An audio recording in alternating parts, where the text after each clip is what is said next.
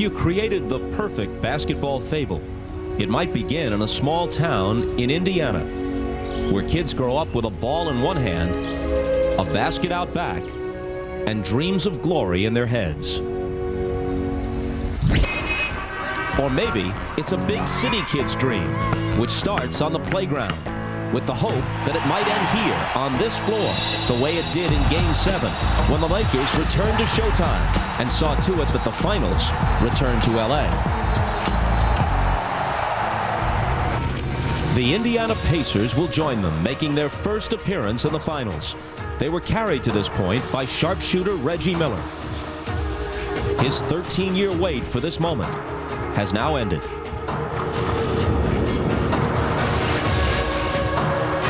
He's heard all about it from his coach, a five-time performer on the league's ultimate stage. In the 1980s, Larry Bird's battles with the Lakers and Magic Johnson reached epic proportions. Now, in his final turn on the bench, he wants one more ring for all of Indiana. It's June in the NBA. For the Pacers, a date long overdue. For the Lakers, it's the way it was supposed to be all year. The NBA championship begins tonight. Hoosiers versus Hollywood. Game 1, next.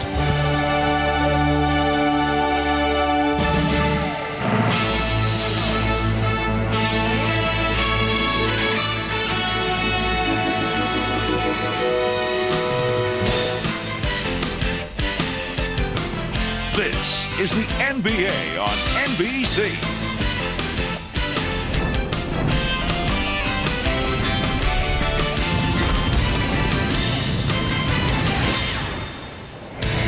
Tonight, Game 1, the Indiana Pacers versus the Los Angeles Lakers.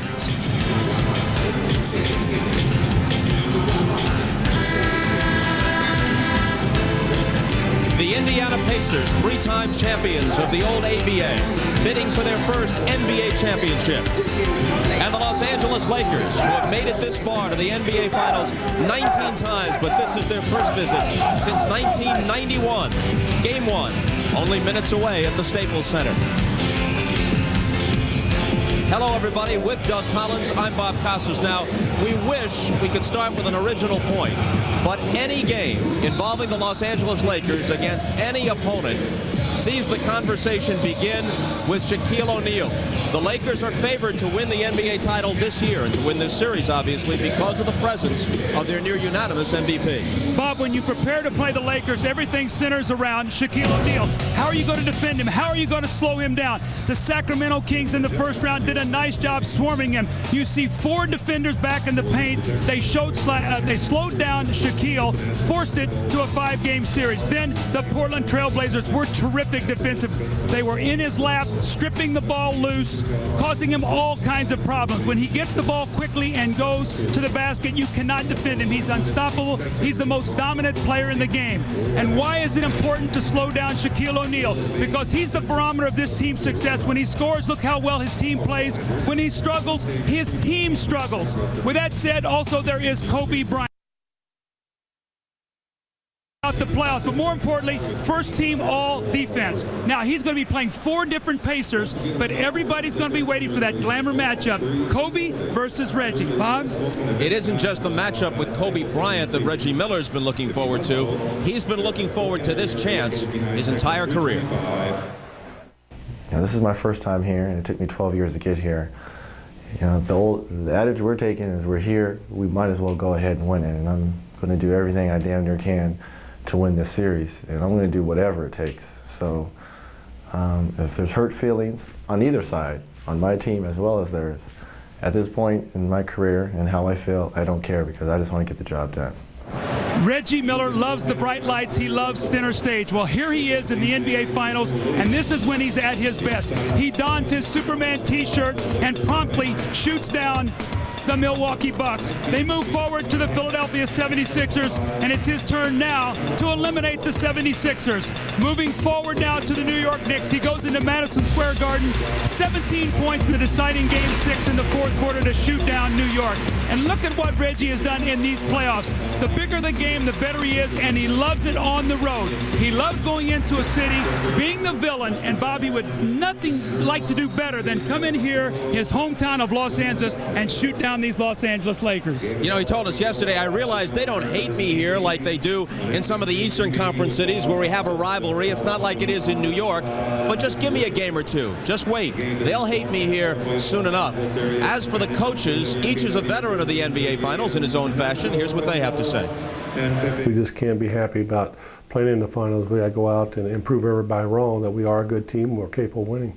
They don't remember who came in second usually. They forget about that. So this is really the important aspect of this thing. We got here this far, let's make it work.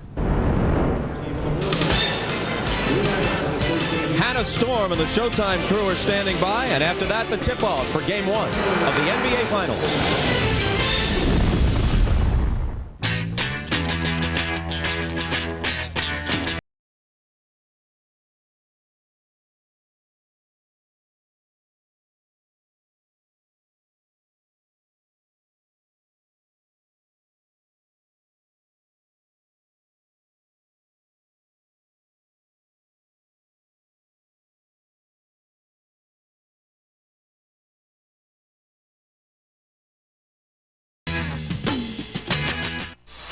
It's your vision, your business. Run it your way with Blue for Business. In my business, I buy online one day, offline the next. With Blue, you save either way. Walking traffic I've got. Web traffic I need. We can make the web work for you. And Blue has the Smart Chip. Check your account online, then pay all at once or over time with no annual fee. How cool is that? Run your business your way with Blue for Business, new from American Express. And we need your signature here and here. Here? Yeah, and again here. Congratulations. And your first home. Every year, millions of people who dream of owning a home find their dreams can come true. Thank you. Call the Fannie Mae Foundation for a free guide to help put you on the path to home ownership and for a list of lenders and credit counselors. You guys go ahead. I'll make the call. No! Oh, come on, brother. Don't dial zero. Call collect with 1-800-CALL-ATT. What was that? Brother, you better save yourself. You can save big bucks with 1-800-CALL-ATT for collect calls. It's the same low rate every minute, everywhere. Now, come on, dial down the center. Help me, please. 1-800-CALLATT. Dial 1-800-CALL-ATT for collect calls. That was close. I'm going in the woods.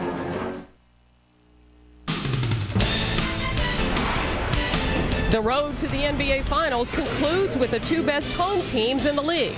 And the team that has won Game 1 has gone on to win 7 of the last 8 NBA titles.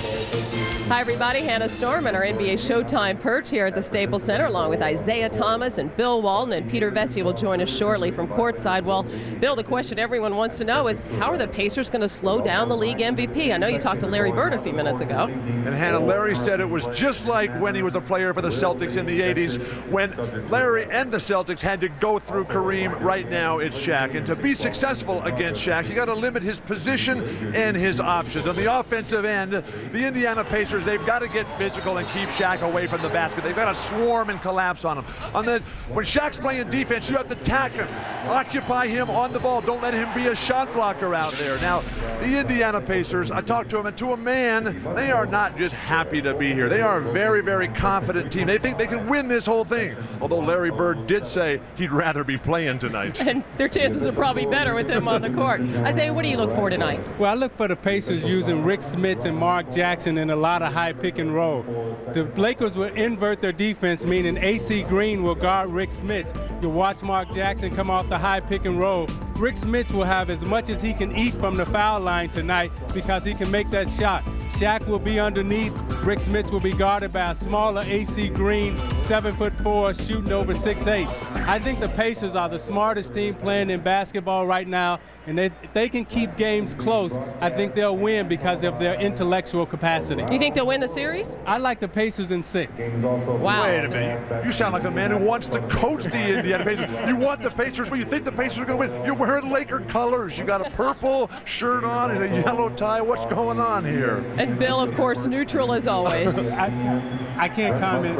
Bill wins. On that note, let's go down to the court where Peter Vesey is standing by. And Peter, what's going on down there moments before the game? Well, as Bill Walton said, the Pacers are feeling very confident right now. I asked them, why is that possible? They said, because all the pressure is on the Lakers. They're the ones that are favored. I asked Derek McKee, I said, why do you think that you can beat these guys? Why aren't you intimidated? He says, well, we'd be in awe of these guys if they had Kareem Abdul-Jabbar, James Worthy, and Magic Johnson out there. But hey, we can play with these guys. And then we go over to the Lakers locker room. Now, they are favored, but they're also flawed. A Laker official told me today that he thought they lost their edge a couple months ago, and that was reinforced when Shaquille O'Neal the other day wrote that he thought the Lakers had won the finals by beating Portland. If they don't have an attitude adjustment, the Lakers will have some concern here. Thanks, Peter. Well, they don't hand out rings for conference championships. We'll be closing in on the tip-off of the 2000 NBA Finals. The Pacers and the Lakers will return to the Staples Center right after these messages.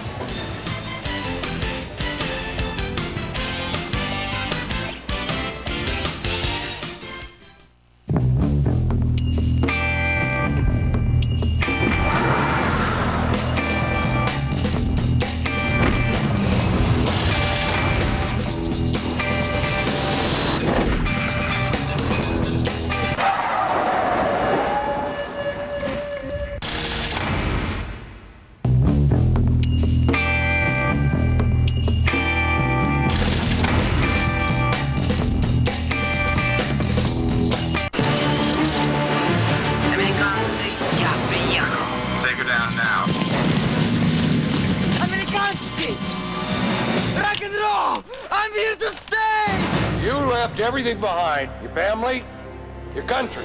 Why? Почему приехал? В моей стране ничего нет за бесплатно. Не буду платить за интернет-аксесс. What's he saying? He wants net zero. Well, of course he does. Free internet access. Net zero. Bubba, it's great hanging with you guys. I love you, man. But what about me? I love you too, man. More than me? No, man. No, it's that whole wheat thing, isn't it? You just love that sweet frosting, don't you? You're confusing me, man. I can't choose. You don't have to choose sides. You can have it all with Kellogg's Frosted Mini Wheats. Now in honey, too. See, you do like him best. Chill, baby. I got you covered.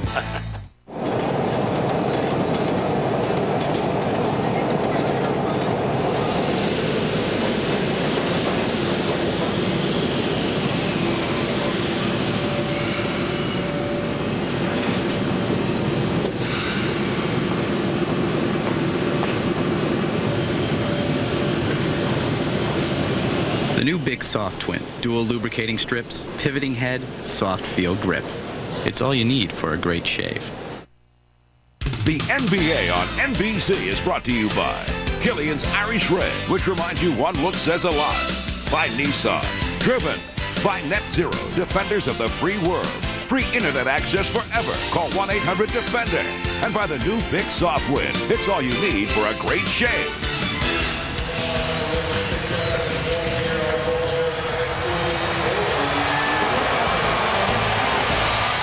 The lineups for Game 1 of the NBA Finals.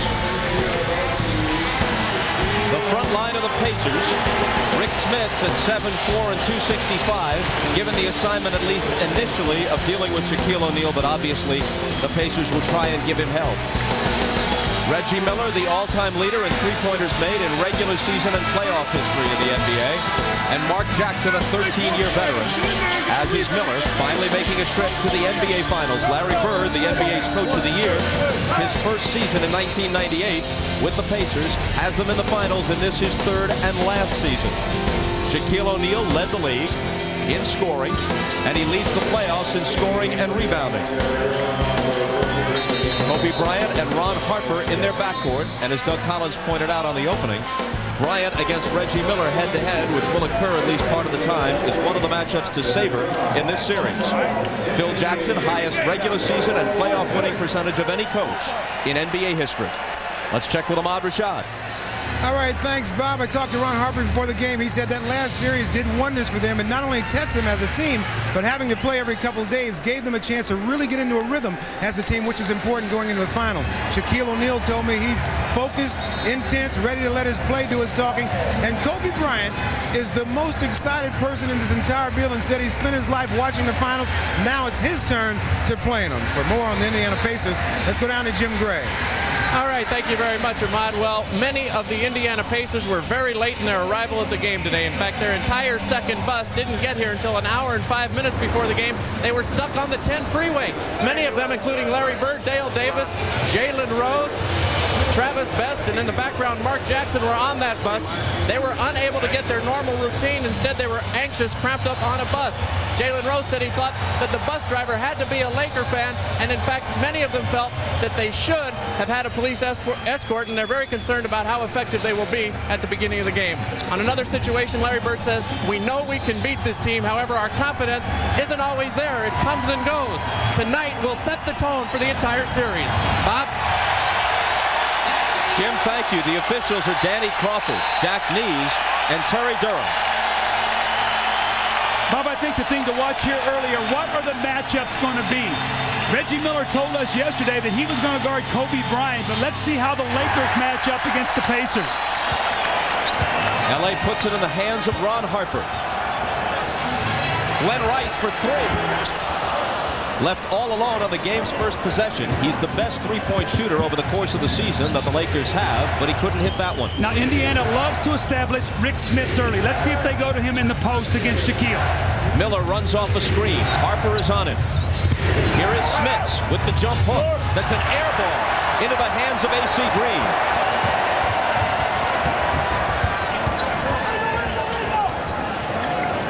Ron Harper finds Shaq. He's double-teamed, his pass deflected, and stolen by Dale Davis. Mark Jackson pushes it up the floor, finds Jalen Rose. And the Pacers take a 2-0 lead. Big basket there for Jalen Rose. He must get off to a good start. Early in the playoff box, he has struggled where he's drifted early in games and tried to get going later, and it's been too late for the Pacers in many instances. Miller's on Bryant. Kobe to the baseline. Here's his turnaround to tie the game. What a tough shot.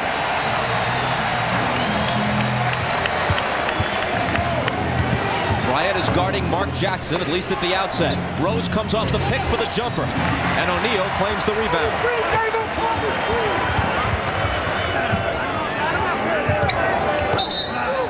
Pass in the lane to Glenn Rice on the game's first whistle.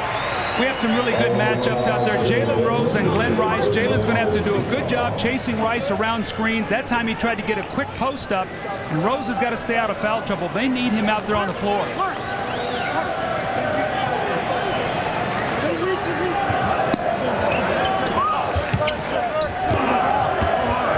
Here's Bryant, and now Harper looking for Shaq, who takes it in deep, and you can't stop that. Well, if you're going to let him get it that deep, you cannot let him foul.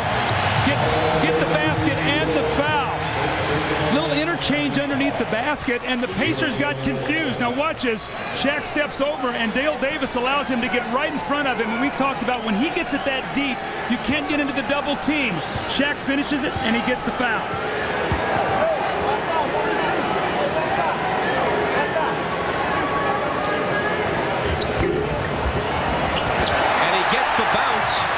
A strange bounce to complete the three-point play. He's now hitting right at 50% in the playoffs. He made two huge free throws with 2.5 minutes to go to tie the game against Portland on Sunday in a clutch situation. Reggie Miller on the move, misses off the glass, but Dale Davis is there to follow. He is their best rebounder. You must block him off that offensive backboard.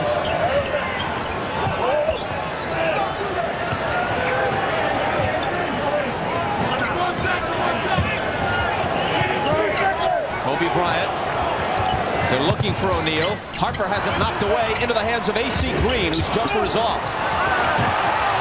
The rebound squirts out of bounds, and they award the ball to Indiana. Dale Davis very fortunate there that he did not get an over-the-back foul.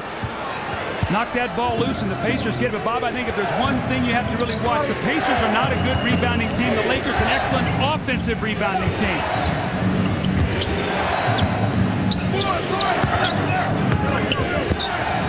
Mark Jackson off to Reggie Miller, and now Smits will try the jump hook again. Davis on the offensive glass. Miller for three. It rattles out, and the rebound is poked out, touched last by Dale Davis. You were talking about Pacer rebounding. Davis is averaging 12 a game in the playoffs, but their next highest rebounder, Jalen Rose, is only around 4. Davis doesn't have much help. Smits is 7-4, but he's not a good rebounder. That's why you've got a team rebound. All 5 guys on the floor have got to go to the board. You can't leak out looking for the fast break. Shaquille O'Neal showing early signs of just overpowering the Pacers in the paint. If you get to him late, you cannot stop him. Mark Jackson came down there, the little bump, and Shaq just finished it. Mark Jackson around Bryant, and Kobe fouled him. So much of Shaq's effectiveness is where he catches the ball. The quick spin move, he gets deep in the lane. Mark Jackson a little slow getting down there, and then he just punishes him with that elbow. He steps through.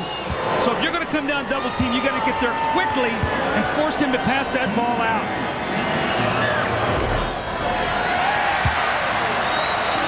The Pacers are a great free throw shooting team. One of the best all-round shooting teams in the league. Any way you break it down, 2-point field goal percentage. They've got a slew of guys who can hit the 3. Jackson makes 1 of 2. They've started just 2 of 7 from the floor in this game. I think if the Pacers are going to win, there's 2 areas they have to win. They have to win the battle of the free throw line, and more importantly, they have to win the battle of that 3-point line decisively.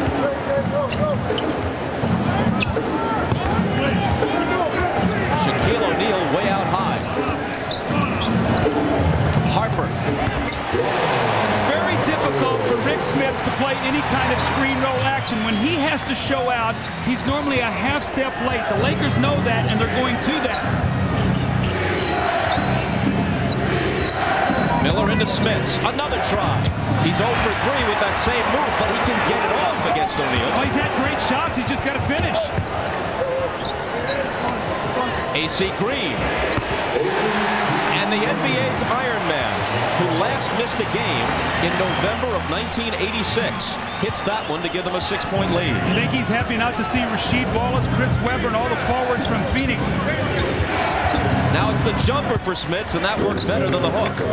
He has got to continue to shoot the basketball. They've got to keep Shaquille busy. They can't let him just stay back there in the paint and roam on the defensive end. Burton knows that. That's why he's already got 4 shots at the basket.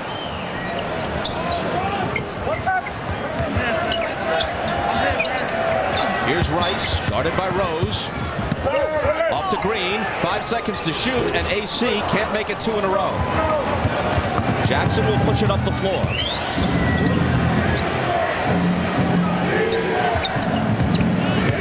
Dale Davis. His turnaround jumper rattles out. That's really not his game. He can get it off against AC Green, but that's really not part of his repertoire. Here's Harper to the left hand on the run. Count the basket and bring it to the line. Ron Harper has been terrific in the playoffs, and more importantly, the deeper we're getting into the playoffs, the better he is playing. Against Portland, he was terrific. Ron Harper not known now for his quick forays to the basket. A little off-the-leg runner with his left hand, the foul, an opportunity for a 3-point play. But Ron Harper, Bob, I thought was a real key in that Portland series. Big baskets, the things he did. And remember in that Game 7, he had a couple shots early. I thought really settled his team down, gave them some confidence. Kobe Bryant says of Harper, he knows where to hide in the offense and sneak some of those open shots. Smits from the head of the key. He has that kind of range, and now after missing his first 3, he's hit 2 straight. We've said over and over in the playoffs, the team that can cause Shaq some problems are a team that has a big man that can step out and shoot. Well, Rick Smits and Sam Perkins can both do that.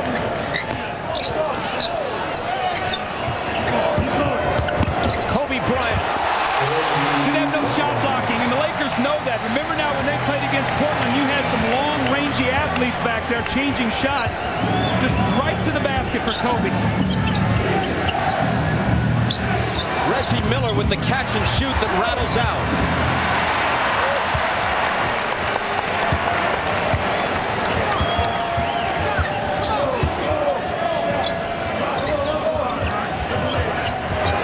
O'Neal forces up a jumper, bad shot, into the hands of Davis. Mark Jackson finds Smits, who looked for Davis. Jackson tries to save it. It winds up in Green's hands, but not for long. Off his fingertips and out of bounds. Bob, my question is, Rick Smits has got a wide open shot. He's just hit 2 in a row. He passes it up and tries to throw it to Dale Davis. Shoot the basketball.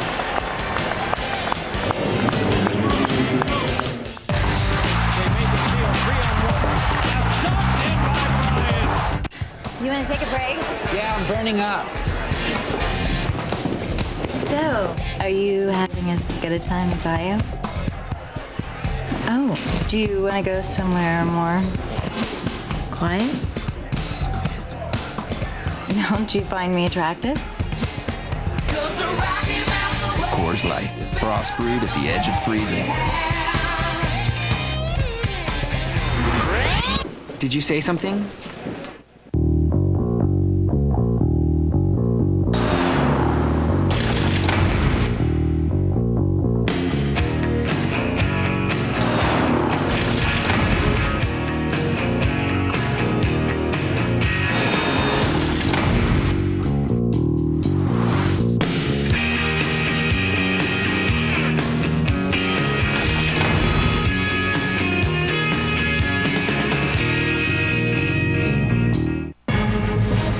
Tired of the same old Earth? We're taking enemy fire! On June 16th, get a change. Eat this. Of space. Let's do this! In the wildest ride of the summer. Did we have a plan B? Titan After Earth. Rated PG. The ride starts June 16th. Only in theaters. Come on, y'all, the next. Come on, work back. Push up. Come on, work back. Work back. Work back. Come on, work back. Come on, work back. That's it, Robbie. Come on, you're the next. Come on, work. Push it back. Come on, work back. Come on. Lift up, lift up. Come on, work back. Push.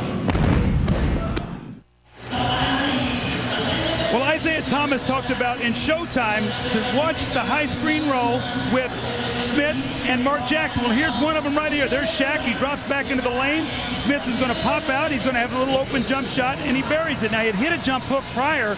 He knocks this one down. Now, the next time down the floor, look where Shaquille is here. Wide open shot, and he tries to pass the ball to Dale Davis, who's not a shooter. You got to shoot the basketball. That's what they need from Smits to be able to open that lane up so that Reggie Miller, Jalen Rose, Mark Jackson, Travis Best, these guys can penetrate and do what they do best. Not only did the Pacers pass up a golden opportunity for an open jump shot, it almost resulted in a fast break basket for the Lakers, but they couldn't control it, so the Pacers have it back.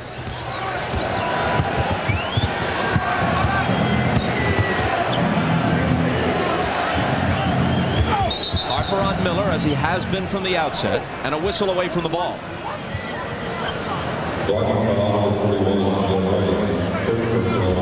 Foul is on Glenn Rice. That's his first. Mark Jackson was trying to free Jalen Rose so he could post up there in the lane, and Rice just sort of ran through the pick, didn't try to avert it. Miller against Harper. To the baseline, the running one-hander is blocked by O'Neal, and he recovers it as well. Out to Bryant. Kobe pulls up and hits. The presence of Shaquille O'Neal, that's why Smits has got to make jump shots, and you can see what happened. They forced Reggie Miller baseline right into the shot blocker. Harper's getting up on him and taking away his quick shot.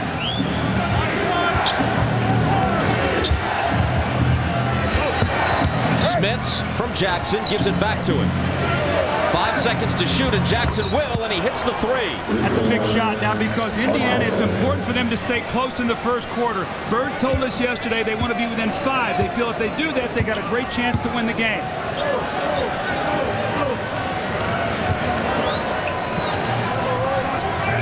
Here's Bryant, who's hit all 3 of his field goal attempts. O'Neal juggles it, recovers. Not only hits the basket, but as you were saying, Doug, once he's in that deep, it's almost impossible to wrap him up, and any foul only contributes to a 3-point play possibility and to getting the Pacers' front line into foul trouble. Well, how about the agility of Shaquille O'Neal? It was a tough pass. He goes down and gets it, juggles it, and then finds the handle finally and finishes it. When you look at the Indiana Pacers, they're not a team that has great depth on that front line. You're talking about a Dale Davis, a Smith. You come in with Perkins. Other than that, they don't have the big bodies to be able to waste those kind of fouls. They have to be very careful with that. The foul was Smith's first. Miller has missed his first 4 field goal attempts. Here he is on the move, trying the reverse, make it 0 for 5, and Rice picks it up. Bryant tried to lob it for Shaq, and Davis swatted it down. Ron Harper's done a real nice job here early against Reggie Miller. Now remember, they go back to playing in the 7th game, or excuse me, the series in when it was Chicago and Indiana in the Eastern Conference Finals a couple years ago. So these two guys know each other very well. Harper's doing a good job on him right now.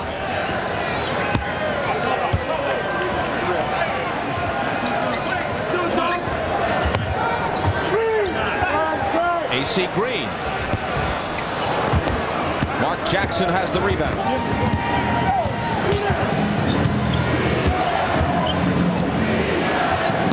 Reggie against Kobe. Falling. He flings it out to Jackson.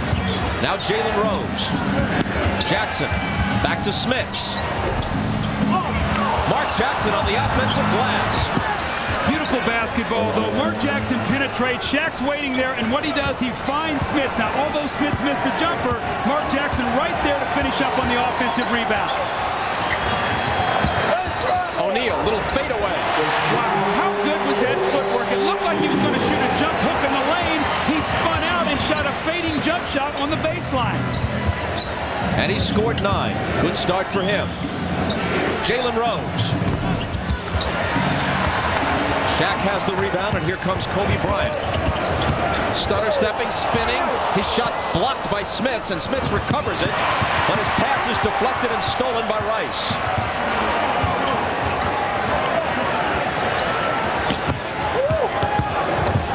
Kobe! Indiana is not a team with good foot speed. Kobe knows that. The rest of the team knows that when they get a chance, they're putting the ball on the deck and going right to the basket. No shot blocking. The rim is open. Reggie Miller still hasn't hit one. He's 0 for 6. He's had about 5 really good shots and rattled about 4 of them in and out. He's got to continue to shoot it. We know he will.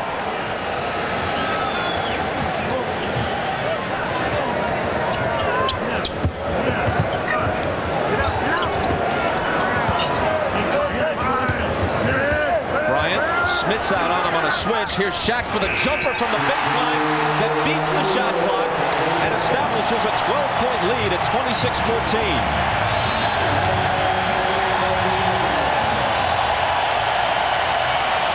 The Pacers ask for time. The combo is doing it to him in this first quarter.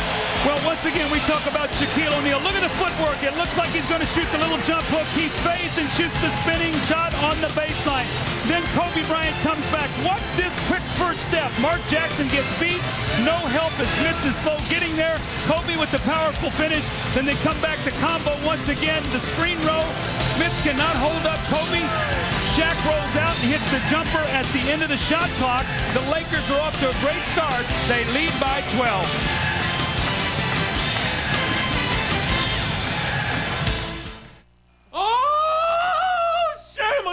Sherman. On July 28th. Club in charge. Dynamite. Eddie Murphy. Damn. Is the Clumps.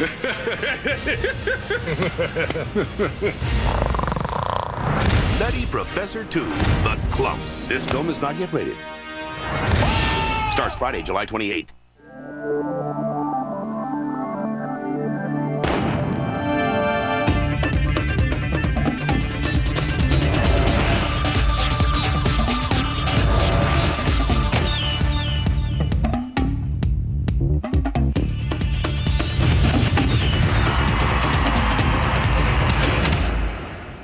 Okay, some dreams can't come true, but if you want to go to the Olympics, yours can with Visa, the only card accepted at the Olympic Games.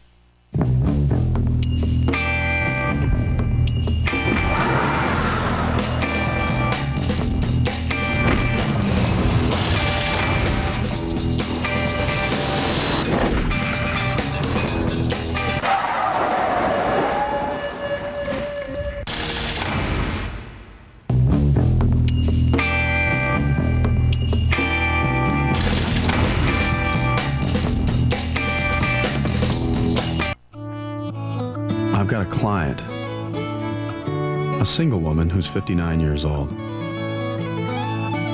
She'd planned to retire at 62. I figured out that with a combination of annuities, she could do it 3 years sooner. To give somebody an extra 3 years of freedom to do whatever they want, that's a great feeling. You're in good hands with Allstate. Mine. Columbo, Kojak, Magnum PI, and now The adventure begins. The Michael Richards Show, coming this fall to NBC. Shaquille O'Neal and Kobe Bryant have 19 of the Lakers' 26 points. Late in the fourth quarter of their miraculous comeback in Game 7 on Sunday against Portland, the two hooked up for one of the most memorable plays in Laker history. I was telling him all night, drop it off, drop it off. So that play, he was coming to the lane after he crossed Scottie up and we caught eye contact, and he just threw it up where I live at. I felt like we put our stamp and we made our mark in the league. Because other players around the league are watching. And they saw what took place.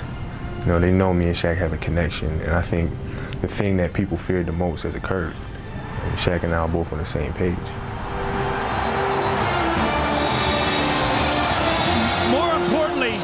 Not only on the same page, but thriving. And look what they've done here to get started. 9 of 11 from the floor. Shaq has already attempted 6 shots tonight, 9 all of Game 7 against Portland, into a great early rhythm as Rose turns the ball over. And Bob, what I've seen here, what the Lakers are doing, they're getting the ball up the floor quickly, hitting Pacers with early offense, and the Pacers have not been able to double them. They tried the lob to Bryant, and it didn't work. Here comes Reggie Miller. Sam Perkins is in for Indiana. So is Austin Crozier. This is Crozier with the ball on the drive, and he was fouled. Robert Horry is in the lineup now for the Lakers, and he picked up the foul, his first. Let's go to Jim Gray. All right, thanks, Bob. During that last timeout, Larry Bird told his guys, hey, guys, you're doing all right. We're playing well. Everything's going to be fine. Some of these shots will start to go down. I'm not concerned about our offense, but, guys, you've got to quit gambling on defense. Bob? Thanks, Jim. Austin Crozier, an 85% free throw shooter, misses the first. He's in his 3rd year out of Providence. He played all of 1 minute in last year's playoffs, but he's become an important player this year for the Pacers. And you can already see the chess game here in Game 1. The moment Austin Crozier came in the game, Robert Horry came in the game to defend against him. Why? Because he's quicker and can get out on the floor better than AC Green. So you're starting to see what the coaches are thinking in their matchups.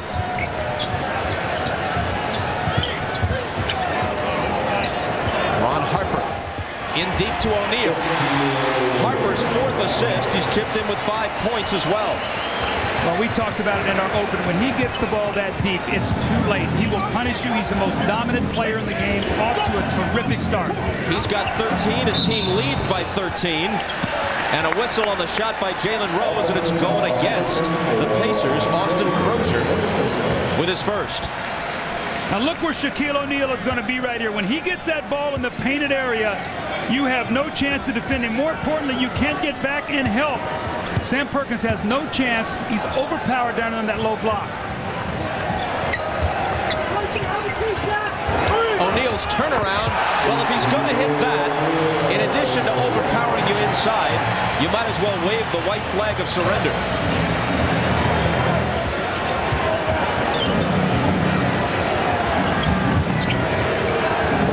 Austin Crozier with that quick first step, and Horry bodied him to pick up his 2nd foul.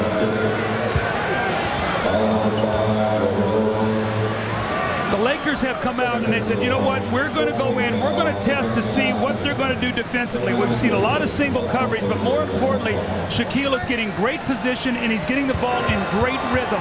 Portland disrupted his rhythm. That is not happening here tonight. Folks, you can log on to NBA.com to follow tonight's Lakers-Pacers game with Sync TV, the ultimate online companion to each NBA Finals television broadcast. This unique component provides fans with real-time stats, polls, and the ability to interact with special guest hosts and other fans online. NBA.com, Sync TV, your cutting-edge way to follow the NBA Finals 2000. Not much going right for the Pacers, the league's best free throw shooting team, and they're misfiring from there as well.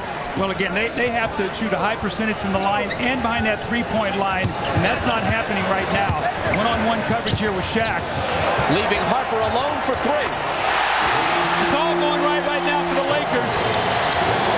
They're just picking and choosing their spots, and Indiana is a good defensive team, but they don't have the quickness to rotate out to those shooters once they swarm Shaq.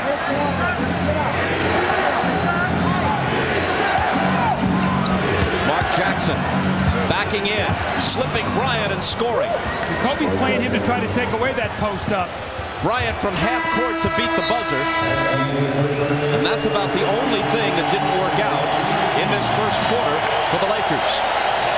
They lead it by 15. Against Portland, the Lakers generally started slowly. They break from the gate like gangbusters here in Game 1, and you're watching the NBA Finals on NBC.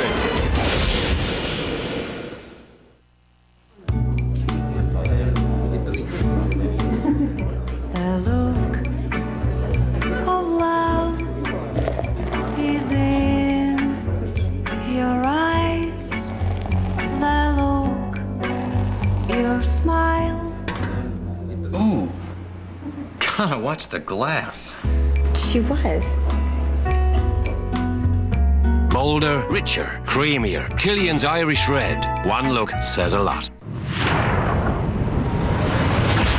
A force nature had never unleashed. A report here of something we've never seen before. This is a real bad one, right in our path. A disaster history had never witnessed. It's being called the most powerful storm ever. A fury the world had never known. George Clooney, Mark Wahlberg in a Wolfgang Peterson film. The Perfect Storm, rated PG-13, starts June 30th.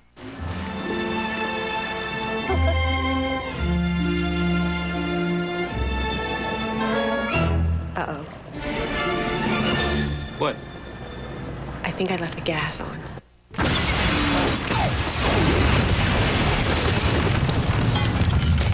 I'll turn it off. Wireless e-business. IBM is bringing it home. Oh, could you water the lawn, too? And pay the gardener while you're at it.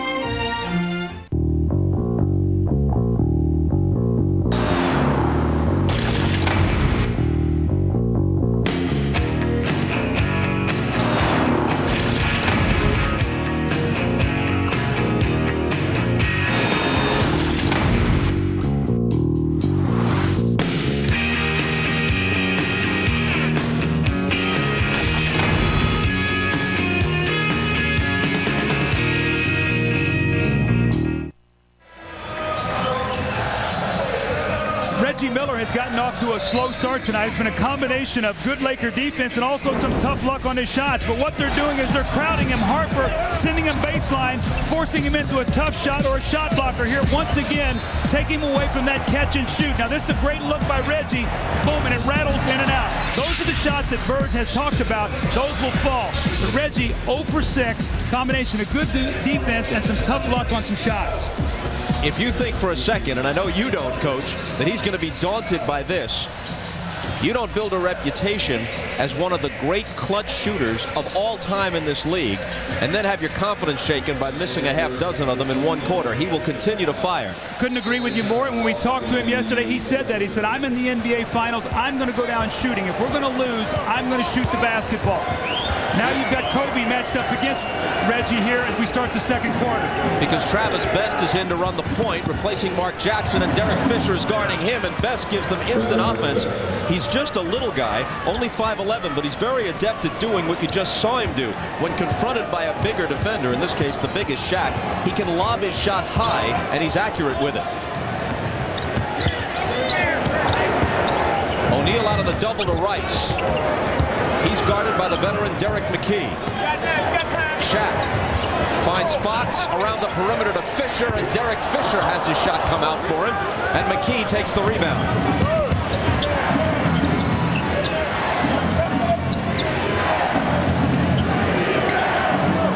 Crozier against Fox, into the paint, and scoring off the glass. Now he's got to remember, when Rick Fox plays you in the post, he's not going to block your shot. He's going to try to strip you on the way up. So once he gets position, he's got to protect the ball just like he did that time. Lakers by 11. Bryant over Miller, and he traveled. Travis Best is in the game right now to do a couple things. First of all, to try to slow the ball coming up the floor, and secondly, to try to increase the tempo of the game, get some easy baskets. He's quick, he's strong, and as you said, Bob, he loves that little floater in the lane. In the first quarter, Indy, the best shooting team all around in the league, 7 for 20. Lakers, 15 for 22. Sam Perkins misses the three, but Crozier is there.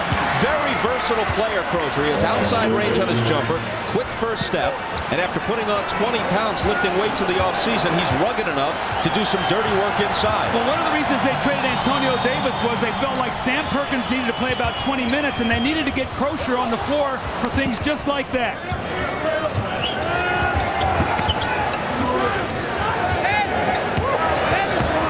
O'Neal backing down on Perkins, and it comes up short. In fact, he drew air with it.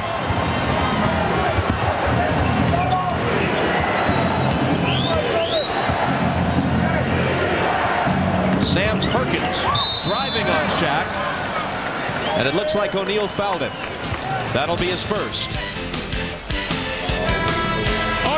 Austin Crozier is coming in and giving his team a nice lift. They needed some energy. More importantly, they need somebody to put the ball in the basket. He backs down Rick Fox, lays the ball in the basket. Then the next time, he comes circling in from the wing, swooping in with the offensive rebound and the finish. The Pacers now are within 9. Chris Mullin likes it. And you're watching the NBA playoffs on NBC. The excitement has just begun. Game 2, Friday, 9 Eastern, 6 Pacific. I refuse. I refuse to lose. To be average. To fail. I refuse to die. To be afraid. I refuse to be taken. I refuse. Agent located. Mission accomplished reads the Los Angeles Times, Entertainment Weekly, and USA Today. Tom Cruise delivers his sexiest and most intense performance. Mission Impossible 2, rated PG-13, now playing everywhere. It's a rare occurrence you won't want to miss, where everything is on sale during the Chrysler June 2000 sale. Now, in June, you can get the biggest cash allowances of the year on Chrysler minivans. $2,000 on Chrysler Town & Country, $1,500 on Voyager, and get up to $1,500 on select new Chrysler cars. Or get great lease rates, the Chrysler June 2000 sale. You've never seen a June like this before, and you won't see a June like this again.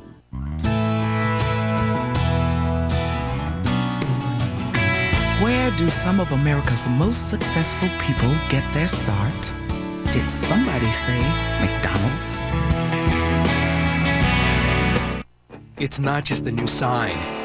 It's a promise, a guarantee. It's a new Midas. You'll know it when you first drive in. You'll appreciate it for as long as you own your car. Expanded new services, a new lineup of genuine Midas parts, guaranteed for a lifetime nationwide. Even if the part wears out. We're more than mufflers. We're a new way to keep a good thing going. Go Midas. The NBA on NBC is brought to you by Gatorade Thirst Quencher. It's in the NBA. Is it in you? By 1-800-CALL-ATT for collect calls. By Chrysler. These will never land on an ordinary car. And by Adidas. Long live sport. After trailing by 17, the Pacers have scored 8 unanswered points. Here's Austin Crozier backing in on Fox, knocking him backwards and scoring. And now let's listen to the audio from Larry Bird during the last timeout. Fox there, he tries to flop every time, okay? So you feel a little contact, go away from him. Play, gang. Here we go, Sammy! You know, when we spoke to Reggie Miller yesterday, I asked him about Larry Bird. I said, have you seen a difference as he's prepared for the Lakers? He said, you bet. He has seen that Lakers across that jersey, and it brings back all kind of memories. He's more animated than I've seen him in about 3 years, and this is where they really need his championship experience as they try to claw back after a slow start. Sam Perkins will be 39 in a week, says this will be his last season, hits the first one as we check with him on. All right, thanks, Bob. During that last time out, the Lakers had a discussion about their defense. Shaq asked him, the coach, should they rotate? And Coach Phil Jackson said, no, just show and go back and recover. Told them they were really getting out of their offense and not moving the ball, and they got to really get down on the offensive rebounding. Bob? Here's Fisher on the drive, and he manages to hit it despite Crozier taking a last-second swipe at it. That's a great matchup. Travis Best and Derek Fisher's two very strong, quick, left-handed guards.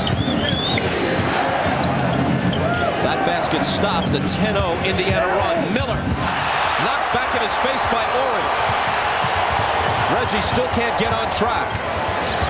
Kobe Bryant. And Best claims the rebound. Reggie needs a layup or a couple free throws. Let's see if he can get to the line. Crozier for 3, way off. Miller trying for the save, but it's into the hands of Ori. Rick Fox in transition. Misses the pull-up.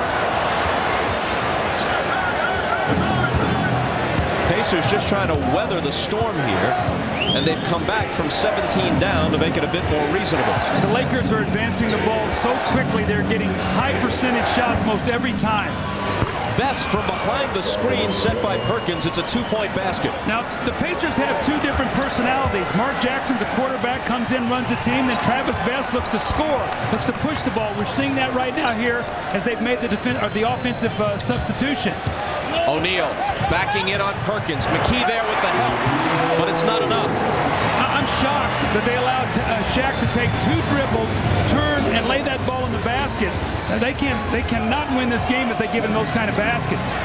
He's already scored 17. Best on the move, and a Laker foul.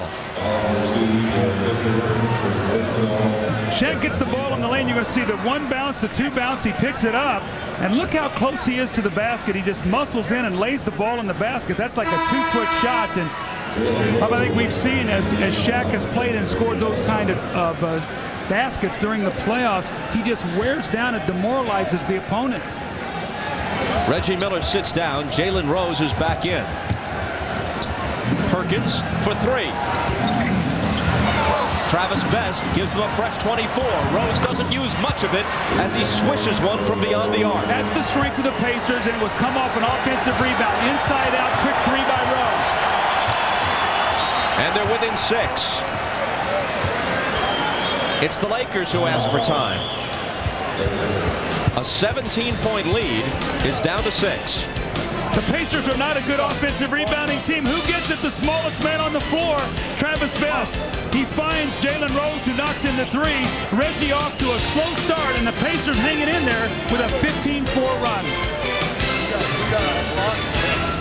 It's a rare occurrence you won't want to miss, where everything is on sale during the Chrysler June 2000 sale. Now, in June, you can get the biggest cash allowances of the year on Chrysler minivans.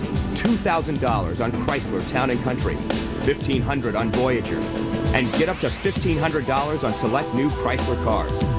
Or get great lease rates, the Chrysler June 2000 sale. You've never seen a June like this before, and you won't see a June like this again. Your principles dictate independence, then war is the only way. It has come to that. I have 7 children. Now who's to care for them if I go to war? I forbid you to go. I'm not a child. You're my child. This war will be fought not on the frontier or on some distant battlefield, but amongst us, among our homes. Our children will learn of it with their own eyes. I'll come back. I promise. Mel Gibson, The Patriot, rated R. Opens June 28th. Look at this. There's so many choices, but what if you had none? That's a problem for many communities. Allen Iverson recognizes the need for choices. Everything okay at home? He works with an evening basketball program that offers neighborhood kids a positive place to go. Hey, get up the court, get up the court, get up the court. Go. This gives them the opportunity to make the right choice. Team up to improve your community. The French Open continues Friday morning at 10 Eastern, 9 Pacific. Saturday at 3 Eastern, the women's final. And Sunday at 9 a.m., the men's final. This weekend on NBC. Phil Mickelson just missed at last year's U.S. Open. Now one of the world's hottest golfers tries to win his first major, the U.S. Open, beginning June 15th on NBC.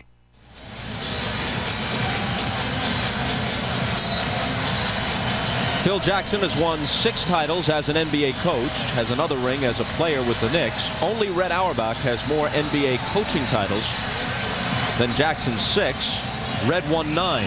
Meanwhile, Larry Bird's Pacers are on a 15-4 run and coming back in this game without a contribution to this point from Reggie Miller, who at the moment is seated and has shot 0 for 7 to this point in the game. Well, I talked about rebounding be vital for the Pacers. They have 5 offensive rebounds, 9-0 on the offensive boards, 12-2 bench scoring, so the bench doing a good job. Bryant with the miss, O'Neal with the recovery, and he scored 19 points, and we still have 7.5 minutes to play in the second quarter. Now, Bird told us yesterday he didn't think they could win if Shaq was going to get 35 or more points. Well, he's on pace for over 40 right now. Perkins, Bryant on him on a switch. McKee has it poked away by Ori. Kobe's got it. O'Neal in the lane, feeling it now, up with the jumper. And Crozier takes the rebound. Best. Crozier delivers a splattering screen on Fisher. And now Terry Durham blows the whistle. This Crozier is a rugged customer. This was great, though, because Derek Fisher just tried to run into the screen and flop back and draw the attention. The referee would not bite on it. Then Crozier sees the mismatch, goes right into the post. Fisher locks him up, and he gets the foul. That was great refereeing by Terry Durham there. And now Danny Crawford spots something. It's an offensive foul on Jalen Rose. Looks like he had his arms behind him and tried to lock in Kobe Bryant in the post. That will be his second foul. That's 2 on Rose, the Pacers' leading scorer this year, and voted the league's most improved player. First time Reggie Miller hasn't led Indiana in scoring since 1989. Bryant lays it off to Ori. The dribble penetration and the quickness of Kobe Bryant is really causing problems for the Pacer perimeter guys. When he gets in there, the back line steps up, he lays it off, and it's a layup or a dunk. And the lead is back to 10. As Best makes his move, there's another offensive foul on the Pacers. And it's Crozier's second. When you break down the defense and get it in the painted area, the back line has to step up, and when they do, Ori rolls right to the basket and finishes it off. Fox from Fisher. That was a beauty.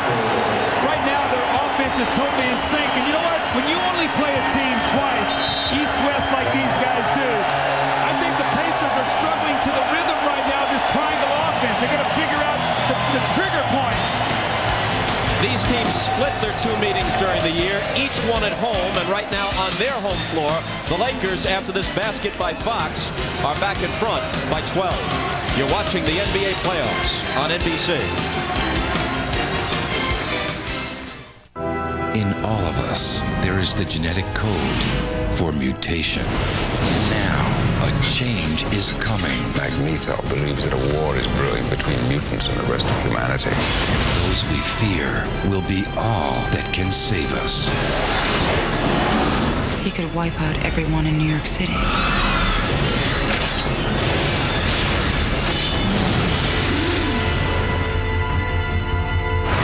Friday, July 14th.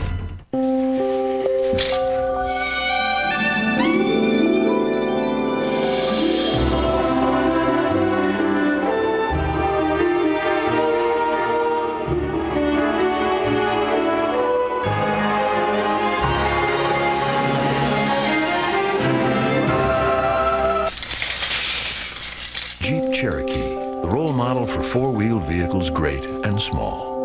Now get all this at no extra charge. Hey, beer man, one for the groom-to-be? Bachelor party, eh? Well, this is Frost Brewed Coors Light. Are you ready for that kind of commitment? Yeah. Please rise. Come on, stand up. Do you take this can to be your very own? Do you promise to love, honor, and cherish every ounce of this Rocky Mountain refreshment? I do. Told myself I wasn't gonna cry. If anyone here has reason why these two should not be joined together, speak now. Beer man. Oh, there you go.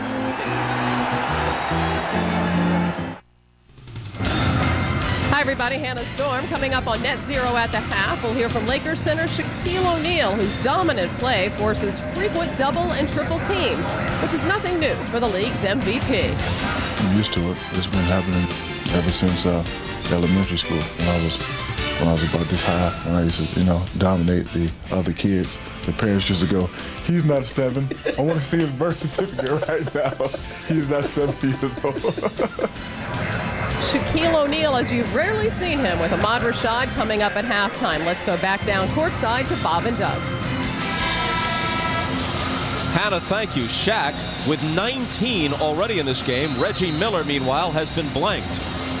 The last possession, Austin Crocier comes up to set the screen, moves just a little bit, Fisher falls, and they call the offensive foul on Crocier. Larry Bird wanted an explanation from Danny Crawford. But you know what? Austin stepped over into him, and he tripped over Austin's leg. So that step over, well, but there's time and distance on that screen. He's got to allow him time and distance to change direction. He goes right to the contact. Okay. I think there's time and distance involved in that, Larry, because it's a screen. That's a tough call because you've got the guy setting the screen, and normally when a call is made like that, really the reason it happens because Travis Best didn't wait for the screen to develop. He went too early and got the foul against Crocier. Here's Travis Best, who usually plays the second and fourth quarters, while Jackson starts and plays the third quarter. Jalen Rose, nice move. Quick move there, and Robert Horry, they got caught in a switch, and Rose, way too quick for him, just blows right by him. Now the Pacers got to let their defense go to work here right now. Again, Bob, the Lakers in too great a rhythm, just passing, cutting, going wherever they want to go on the floor. O'Neal's cross-court pass finds Fox. Now he's got Horry on the baseline for the jumper that's good. Again, what happens? They got in the lane. The defense collapses, and you find the open man. That's why you have to control dribble penetration.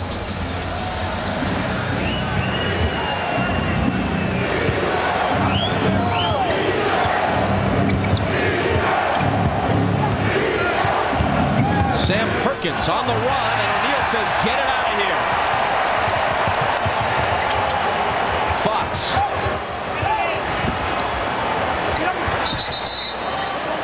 And a 3-second violation on the Lakers. A lot of people might be wondering, where is Brian Shaw? We have not seen him tonight. But one of the reasons is because Phil Jackson wants Derek Fisher to match up against Travis Best. He feels like that's a better matchup. So, again, we always talk about the game of chess and the chess moves that these coaches make and how it is in matchups. And that's why you're seeing Fisher instead of Shaw. Shaw has been red hot, as those of you who followed the Portland series know. Kobe caught something up around the face, in the area of the mouth, it appears. Shaw has made 7 of his last 8 3-point attempts, but he hasn't gotten off the bench tonight. Little flash cut here off Sam Perkins. As Jalen Rose goes down, he inadvertently gets his arm up and cracks Kobe in the mouth. That was inadvertent contact, but nonetheless, Kobe got the worst to wear on that one. Reggie Miller's back in for the Pacers. Rose with the running one-hander that doesn't fall. And Horry takes it for the Lakers. But look how quickly they're advancing the ball. Nobody has stopped it. They got it in the scoring area in 19 seconds. Only 5 seconds off the clock. O'Neal against the smaller Perkins. Now they surround him. He gets the roll, scores the basket, comes to the line. Larry Bird cannot be happy at the rhythm rhythm that they've allowed Shaquille O'Neal to get in here early in this half after being shackled by Portland with the swarming defense. Now they get back, but look, they give him enough space where he just goes up in between basically 3 defenders. You have got to get your body chest up against him. He gets the kind roll and a three-point play opportunity as Kobe Bryant checks out of the game, and now we finally see Brian Shaw.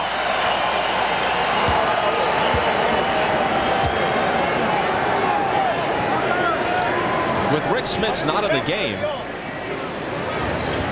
as Shaq can't complete the three-point play, but Derek Fisher claims the rebound. To Rice. Horry is there. Rice has it back, and he was fouled. Now we're starting to see the Lakers offensive rebounding. Look at the team that the Pacers have on the floor. Dale Davis is a good rebounder, but they have a small team. All 5 guys must rebound. They give up a second shot off a Shaq missed free throw. Then Horry swoops in, finds Rice, who drives the ball right to the basket to draw the foul. Starters say with Smits not in the game and now he checks back in, they had no one within 3 inches of Shaq in height, and obviously they have no one, Smits included, anywhere near his bulk and strength.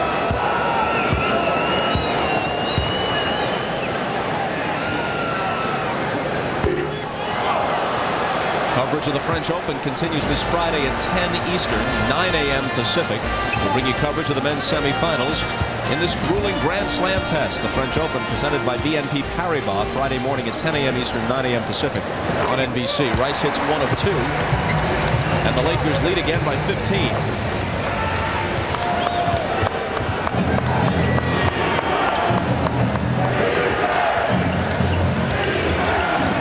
Best working on Fisher.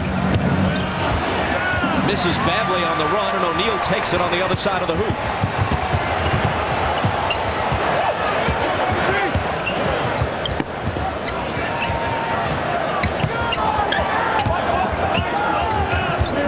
Shaw swings it to Fisher, and now Shaq against Smits. Miller over to help. Shaw's left alone for 3.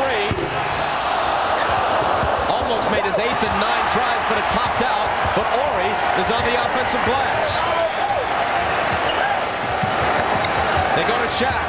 Misses off the glass, and Smits has the rebound.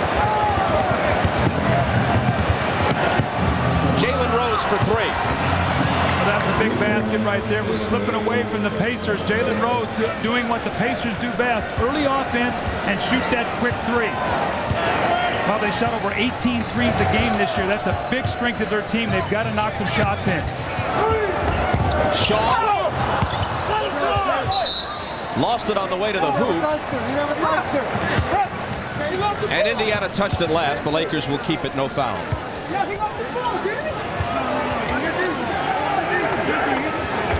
Talking about early offense, watch the shot clock. You see how quickly it takes him to get the ball up the floor. And within 5 seconds, Rose has a 3. Back live, Rice on the drive and the jam.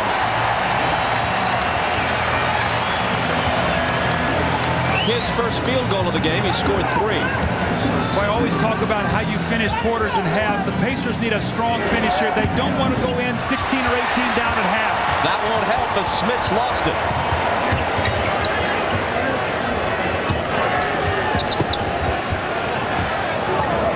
Shaw to his old Orlando teammate, O'Neal. Shaw's got it back now. Fisher for 3. Inside, outside, double team, swing the ball, Fisher 3. Lakers by 17, a little over 2 minutes to go here in the half. Lakers have been brilliant here to start game 1. Smits, short. Taken by Shaw. The Lakers have reestablished their biggest lead, 17. Indiana had whittled the first 17-point deficit back down to 6. Now Rose has 2 fouls. Rice is trying to attack him to get the 3rd. Instead, it's an offensive foul. And it's number 2 on Rice. Made a conscious effort here to try to get Jalen Rose out of the ball game. They go right to Glenn Rice. You see that right arm pushes off. And Rose avoids his 3rd foul.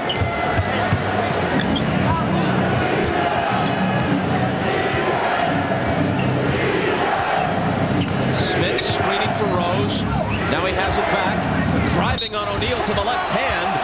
And a whistle. whistle on his move. The Pacers wanted goaltending, but they're not going to get it. Instead, O'Neal is hit with his second foul. When you have to go out and close out on a shooter, you've got to be able to move your feet. You see the block up top, but Shaq had his hand riding him on his hip on the way to the basket. That's why you'll get a two-shot foul here.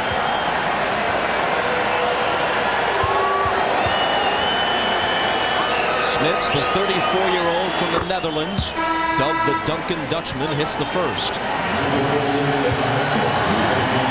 Travis Knight makes his first appearance in quite a while, replacing Shaq, who sits down with 21 points and 7 rebounds. Now, in the regular season, the 2 games, Shaq got 53 field goal attempts, about 26 and a half a game. Tonight, already 14. So he's getting his shot attempts. More importantly, the Pacers aren't putting him on the free throw line. He shot only 11 free throws in the 2 games, so they have not fouled him in the 2 games this year either.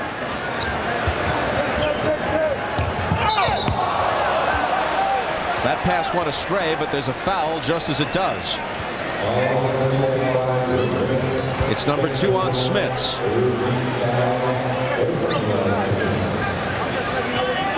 Indiana has had an unusual postseason in that obviously they played well enough to reach the finals. They've also had some terrible games. Milwaukee led them by 31 points in 2 different games, both of which they won by 13 in round 1. So they're susceptible to blowouts. Travis Knight, 2 seconds to shoot, and Knight misses long.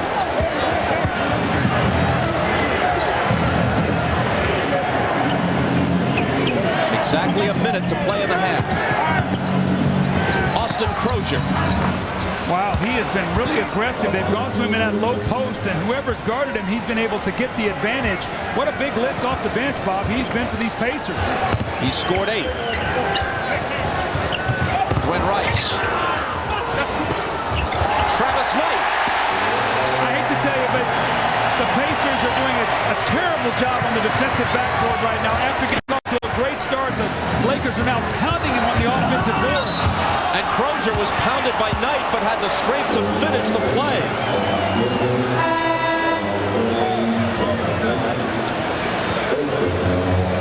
Austin Crozier, a big bright spot in an otherwise dreary first half for the Pacers. Well, there's the isolation, this time against Robert Horry. He hangs in the air, fades, and makes a nice jump shot, and follows it up with a great move to the basket and has the wherewithal to be able to finish. He's going to get the bump. And this is where you got to get greedy. Don't think 2 free throws, think 3-point play.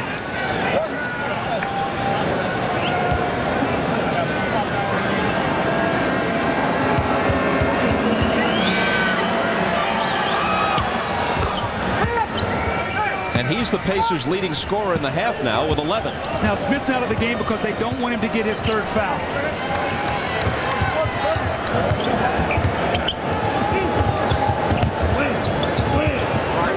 Here's Horry.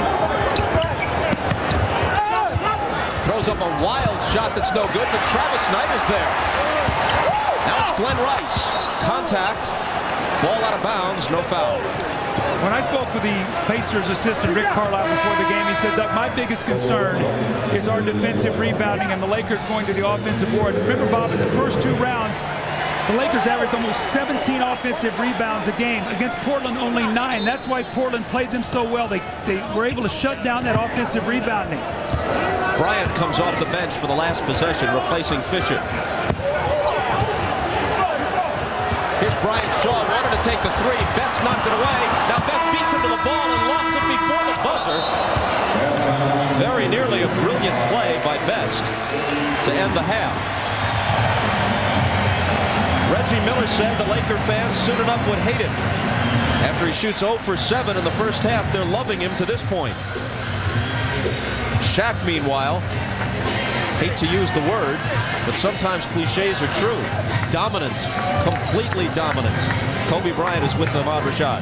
All right, thanks, Bob. Kobe, playing every couple of days seems to have really done wonders for you guys because of the rhythms of your offense. Yeah, well, we're playing with a nice rhythm right now. We have our beat down pat. Guys are a little tired, though. It's tough to kind of get our legs up after that 7th game we had. Was one of the things you planned on doing is really getting into that early offense, pushing the ball and getting into it right away? Yeah, well, they're a good team once they pack their defense in. So we feel like if we can keep them moving and give Shaq some easy touches in the early offense, then we should be fine. All right, good luck in the second half. All right, back to you, Bob. Ahmad, thanks very much. Coming up, Hannah Storm, Isaiah Thomas, Bill Walton, and Peter Bessie with net zero at the half. With the Lakers in front 55-43 in Game 1, you're watching the NBA Finals on NBC.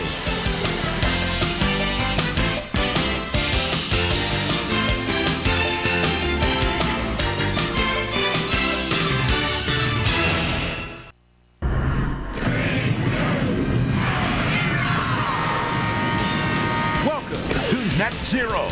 At the half, Net Zero, defenders of the free world. Free internet access and free email forever. www.netzero.net. Halftime in Los Angeles, the Lakers lead the Pacers 55-43. The Lakers star, Shaquille O'Neal, has 21 points, but the Pacers star, Reggie Miller, 0 for 7 and has not scored in the first half of his first NBA Finals game. Hi, everybody. Hannah Storm, along with Isaiah Thomas and Bill Walton. Well, Bill, you talked to Larry Bird before the game about his strategy with Shaquille O'Neal, and I'm thinking maybe he's making a few adjustments right now. We can only hope so, but when you're playing against a great player like Shaquille O'Neal, you have to make him work to find his game. Indiana, they're just letting Shaq roll into his game. Early on, Shaq, the game's greatest defensive player, he just denied Reggie Miller. That got fast break transition offense, and then Shaq got into his offensive rhythm by rolling into the hoop. The jumpers were falling.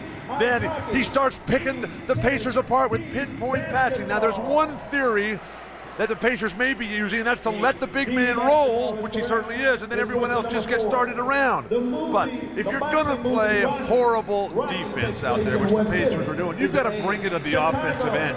They're not doing it. Maybe the only explanation is that the Pacers are trying to get the Lakers overconfident. Well, Isaiah picked the Pacers before the start of the game, and Isaiah, first of all, did they do anything positive in the first half? Well, they did some positive things. The bench came through. Travis Best and Austin Crozier came off the bench, and they gave the Pacers some positive points. You see Crozier going, crashing the boards. Best was able to get into the lane, use his penetration and his quickness. The second half, they got to come back and get Miller more involved. Miller's got to get better shots. He's getting good looks right now. He's not knocking down those shots. And also Smits must get involved offensively. I think the Pacers are getting great shots. They just need to settle down and knock those shots in. Why aren't they knocking them down? Are they nervous? I just think it may be a little nerves. The first final trying to get up. I think right now when you look at the Pacers, I think the second half they'll come out, settle down, and they should knock those shots down because they've been making them all season. Well, they can't get Miller going and they can't stop Shaquille O'Neal. Not a good combination.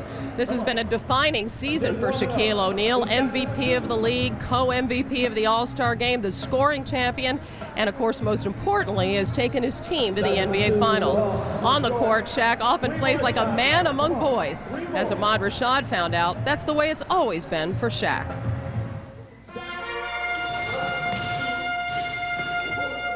I was always bigger than the average kid.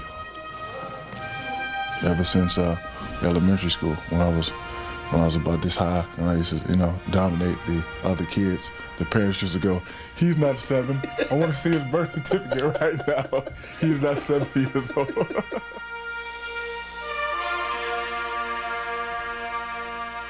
He was always self-conscious of his size. Tall as he was the biggest thing in the classroom. I started teaching him basketball, and he was the tallest thing on the team then. And that helped a little bit because he would see how his height was to his advantage of everybody else. Now your father, biggest influence in your basketball? Yes, he is. He taught me how to play. He taught me most of my moves. He taught me the beginner's moves. When he was teaching me how to block shots, he would say, do like Bill. Don't lean on him. Give yourself a little space. I want you to be dominant like Wilt. I want you to get there, get mean. You're 7 foot, be mean. Don't be nice. Don't shoot jumpers, be mean. Go strong. Secret is me blocking shots and getting rebounds and making my shots well. Here's Shaquille, but another rejection. He'll take it on the I first started hitting my dominant stage probably my senior year in high school. I used to come home from lunch, I used to go to the nearest park and just play. Something that I call dreamful attraction. It was just me putting myself against my favorite player. I was just out there every day in the hot Texas sun, playing against Akeem, playing against Pat, David, Dr. J, Magic, Bird. And I just used to dribble everywhere I go. I used to take the ball to school, and I used to sleep with the ball, and I used to dream with the ball. The Los Angeles Lakers have acquired a 24-year-old superstar who we feel is going to bring us to that incredible level that this franchise has enjoyed in Los Angeles. When did basketball become an obsession for you? It was one single play that made me want to play basketball. When Dr. J was coming down, I think on the right side, and he looked like he was going to finger roll it, but he kind of cuffed it, and Michael Cooper jumped up, and at the last second he ducked and he dunked it. Got it. Here he comes. Way rock the baby to sleep and slam dunk. That play right there made me want to go outside and just be like Dr. J, be like Dr. J. And then as I kept playing and I was talking to my father, be like Dr. J, be like Dr. J. You know, he sat me down and said, you know what? You don't want to be like Dr. J. You want to be better than Dr. J. It's a pleasure to watch you grow. Congratulations, 1999-2000 NBA MVP, Shaquille O'Neal. You understand some of the great players that have come before you. Does it make you uncomfortable, at least a little bit, when people say you could be the greatest big man of all time? Of course, when your name is compared to greatness, that's an honor. Not every center can have, certain guys say he's like Wilt, he's like Kareem, he's dominant, he's like Bill Russell. And for me, that's just an honor to have my name mentioned in the same breath with great players like those guys.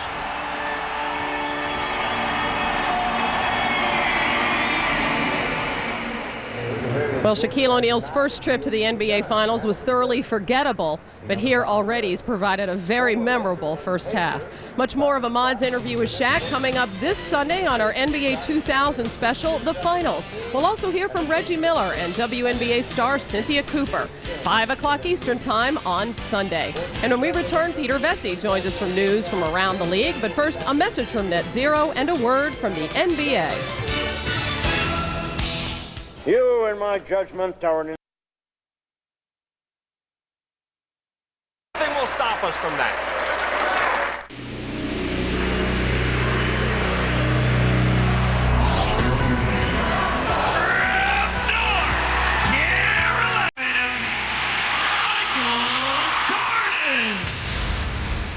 A story this big can only be told on the world's largest screens. At IMAX Experience, Michael Jordan to the max. Up close, some heroes get even bigger.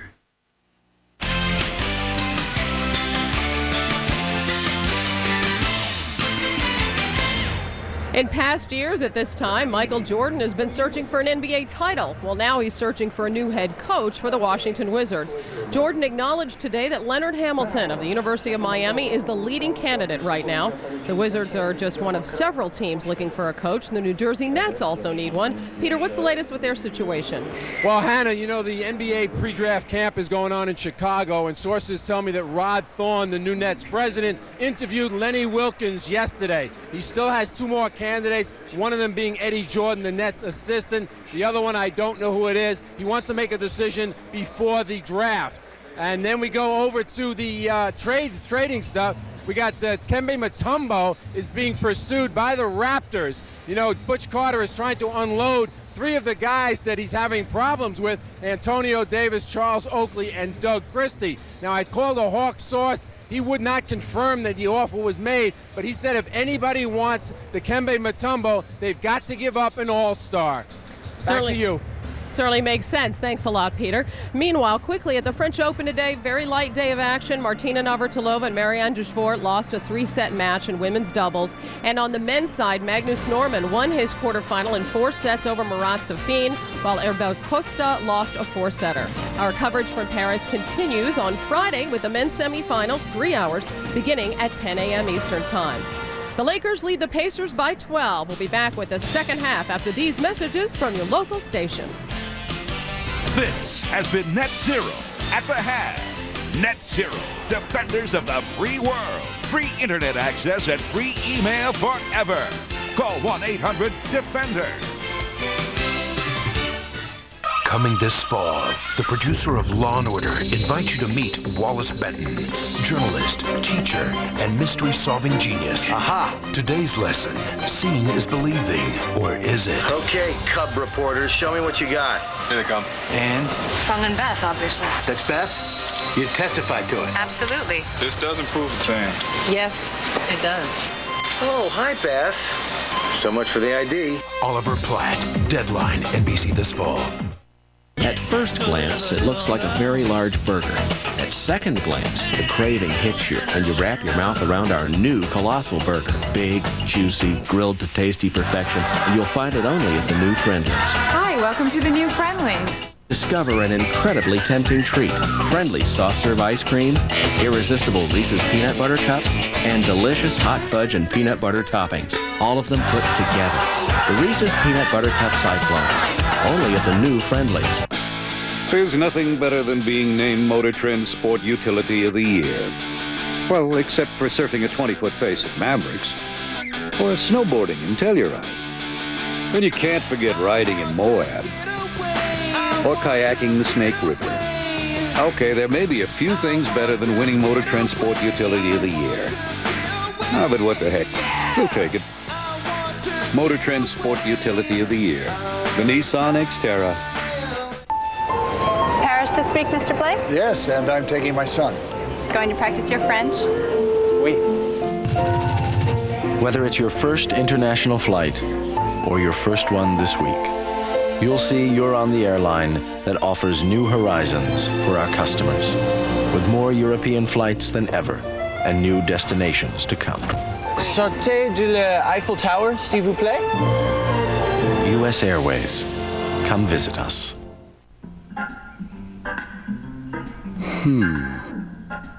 Well, these would be fine, I guess. But these are thicker. Or I could wear the dark green ones. But I'll need those with the good shoes on Friday. Life is full of decisions. We can help you with some of them. Investments, banking, insurance, loans. YouDecide.com. It'll be mostly clear early tonight with mild temperatures.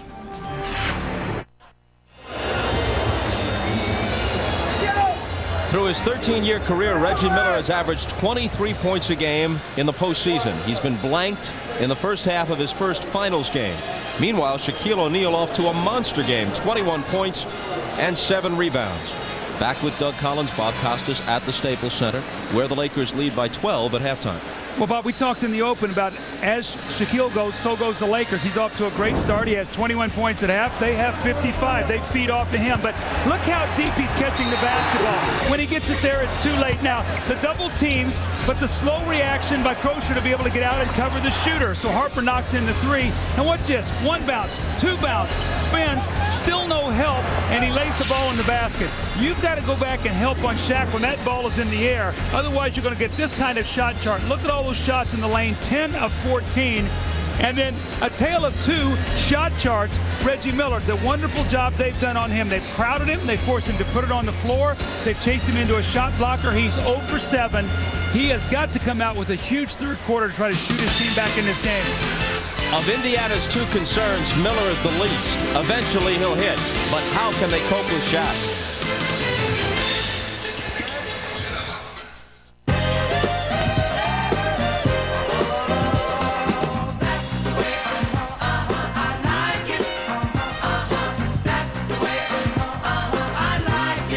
Now get DirecTV and get 2 months of 32 premium movie channels.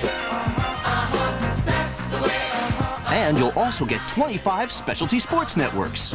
Free! Hey, there's something for everyone. So what's not to like? DirecTV, now with local channels. Tickets, $28. Autographed baseball, $45. Real conversation with 11-year-old son, priceless. There are some things money can't buy. For everything else, there's MasterCard. All right, suckers, ears up, minds open. Mrs. Jones on the microphone. It's KG's 5th anniversary of going from high school to the league, which got me wondering, why are people so concerned about b-ballers going pro after high school, yet so unconcerned about baseball, hockey, and tennis players turning pro early? Shouldn't everyone go to college? The kid thinks so. That's why he takes classes. The more education, the better. Can you dig it? Let's have lunch where fresh tastes better. Hot and juicy, let's go together. When people want delicious variety made fresh, they turn to Wendy's 99-cent super value menu. It's there for you. Let's have lunch at Wendy's.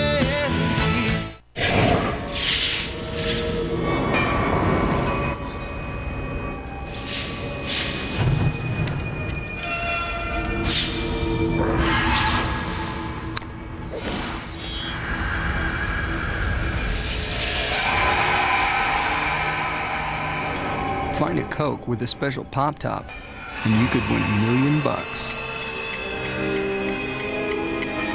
Hey, it could be your next Coke. He's been called one of the fastest men in the world. Michael Johnson has incredible speed, and I don't think any record is truly safe when this man is in a race. All eyes are on Michael Johnson. He's off to a tremendous start. Look at the stride, the concentration.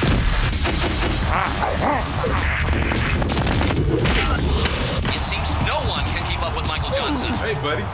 Time to go for a run. The Olympics from Australia on NBC. I know you're not dead. I can see you breathing. The Los Angeles Coliseum, site of much of the activity at both the 32 and 84 Summer Olympic Games. We're exactly 100 days from the opening ceremony, September 15th, in Sydney for the 2000 Games. Well, as we start this third period, when we talked to Larry Bird yesterday, he talked about how important it was for his starting team to get off to a good start in the first quarter and the third. First quarter disaster, down 15. Now what you're going to see is Kobe Bryant once again against Mark Jackson, up the floor trying to pressure, make them use clock to get into their offense slowly. Let's see if they can get Miller a quick shot here. Here's Reggie with the ball against Harper. He goes into Smits with a jump hook on Shaq. That's good. Now, he started the game the same way, missed 3 of those shots before he finally got in rhythm. I think he's finding out that if he catches the ball in there and he takes his time, he can get that shot against Shaq. Smits has scored 8, and it's a 10-point game.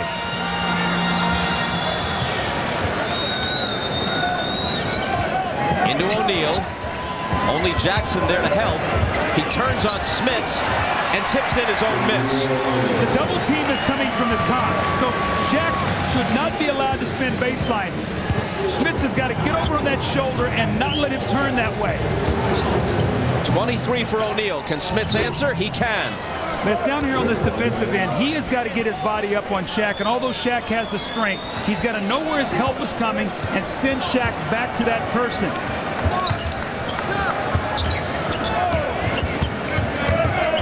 Glenn Rice with that high dribble. Harper looking for O'Neal. Back to Harper. The fake on Jackson and the jumper. AC Green comes in for the rebound. And left alone, he hits from the foul line. All 5 guys must rebound. You look at Larry Bird, he knows possession of the basketball is everything, especially when you're trailing. You got to get back in the game. You got to get some stops. Smits again. He'd hit his first 2, finally misses his first shot of this third quarter.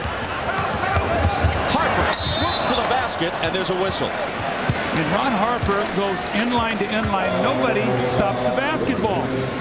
You got to step up. Now, Ron Harper in that first half had 8 points. He was 3 of 3, hit a 3. Reggie Miller had none. But look at this. Who's stopping the basketball? You take the ball right to the front of the rim, and you finally get to the foul. But Indiana right now, their defense in this open court situation is really getting themselves in trouble, Bob. Foul was on Smits, his third.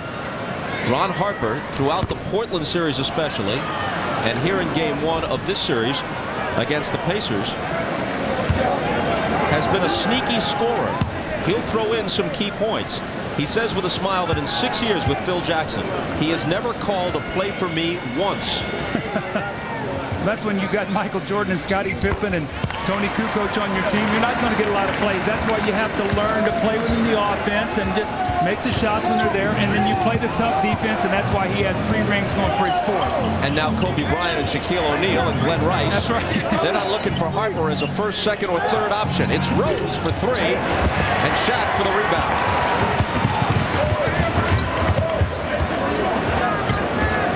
Lakers by 13. Kobe Bryant to the baseline. He finds Green open. The rebound taken by Reggie Miller. Smits from Jackson. Only 4 players in the history of the NBA have more career assists than Mark Jackson. And they're all Hall of Famers or future Hall of Famers. That was great vision. Looked right over his shoulder and saw Smits coming, dropped the pass off nicely. And as Shaq makes his move in between Jackson and Smits, there's an Indiana foul. A fast break doesn't always have to be fast. It can be controlled, and you see Mark Jackson waiting for the guy to cut through, and then he drops the ball off to Rick Smits, who finishes it up. So that's the ability to know when to turn and use speed, when to slow it up, let the floor clear, and drop it off to your big man. Luckily for the Pacers, that foul was on Jackson and not Smits.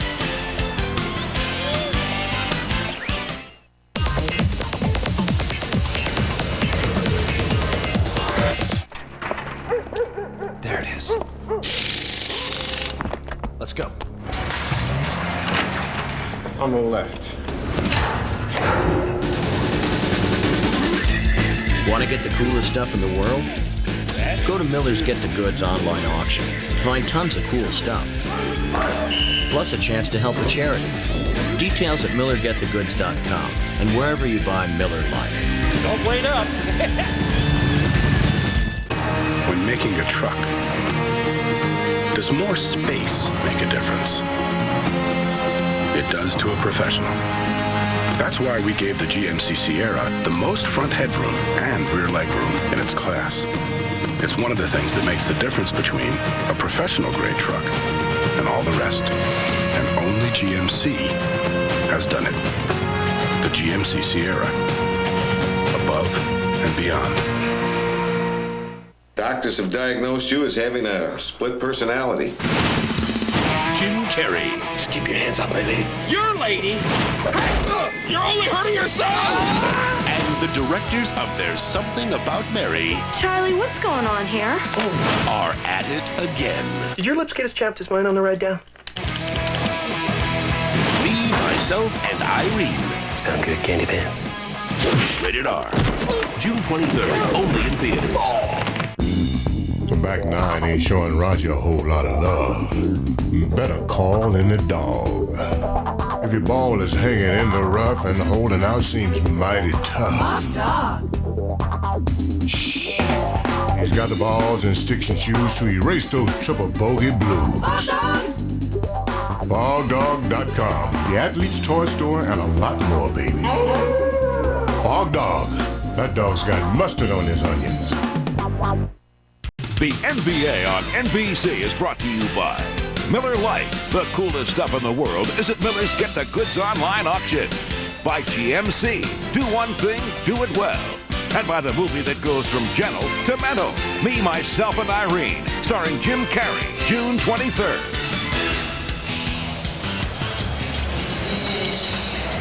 Here's Mark Jackson assisting a moment ago on a basket by Rick Smits. Mark Jackson may not make the Hall of Fame, but the 4 players who have more assists in the history of the NBA than Mark Jackson all are Hall of Famers or future Hall of Famers. Stockton, Johnson, Robertson, and the newest Hall of Famer, Isaiah Thomas. Hanging out with some of the best in NBA history on that list. Let's go to Ahmad. All right, thanks, Bob. Phil Jackson, with just a subtle way of getting his team's attention, told them after that last time out, he says, Rick Smits has 6 points, we have 5. We're starting out the wrong way. Bob? Thanks, Ahmad. Trying to rectify that situation. They go to O'Neal. His hook is no good, but there's Rice with the follow, and now it's all over. When it winds winds up in Shaq's hands. Again, rebounding, one of the strengths of the Lakers, one of the best rebounding teams in the league, one of the best offensive rebounding teams in the league. Talked about in the earlier 2 rounds what they did, and tonight they're starting to wear down and get on that offensive board. Pacers got to rebound. That was the Lakers' 10th offensive rebound. Smits again. Dale Davis trying to keep it alive. And it's out of bounds to the Lakers.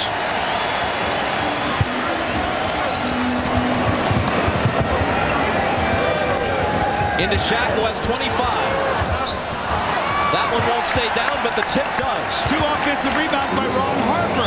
You've got to block out. If you're going to get back in this game, you have got to get on those boards. That is one of the Lakers' strengths. Ron Harper has 11. Here's Miller on the move, and a whistle, so he may get his first points at the foul line. Now, when the game started out, it was the Pacers on the boards. Now it is the Lakers. The jump hook, nobody blocks out. And you see Glenn Rice with the offensive rebound, doesn't finish, and there's Shaquille O'Neal all alone for the dunk. Next possession, it's Ron Harper with 2 tips and a lay-in. So 4 offensive rebounds already to start this 3rd period. Almost unbelievably, that was Reggie Miller's first point. He hit 92% of his free throws this year. Second only to Jeff Hornacek in his last year with Utah. Hornacek hit 95%. Reggie is very subdued right now. He plays his best when he's got a chip on his shoulder. He's got to find something here to get upset about, get himself in his game emotionally. Well, you can tell there is not the same rivalry here, nothing approaching it, that Reggie experiences in Eastern Conference arenas. He's got the rebound off the Rice miss. In New York, when Reggie went to the line and got his first point on a free throw, there would have been sarcastic cheers. There was nothing here. Here's Smits. Finds Miller. A 2-point attempt. No good. Loose ball picked up by Bryant. Harper. And the foul will be on Jackson. Meanwhile, Reggie Miller is 0 for 8 after missing that last one. Here's Ahmad. All right, thanks, Bob. Just on that point you were talking about Reggie being the villain, I had a sit-down interview with him yesterday, and he told me that coming to L.A., he guaranteed the first game that the crowd would be with him, but before this season was over, they would hate him, and that's when he would rise. Bob? He is, of course, a Californian. High school in Riverside, college at UCLA. Well, rivalries are born at playoff time. We know that when the stakes are high and one team's going to advance and then one's going to be eliminated, that's where the rivalries occur, and that's where Reggie in New York and Reggie in Chicago and the different Reggie in Miami, the different places that they've had to play in the East. When you only play a team twice, like they do now, East-West, it's very difficult to have a rivalry unless you're meeting in the finals like the Celtics and the Lakers did so often. 1 of 2 for Harper. 14-point Los Angeles lead.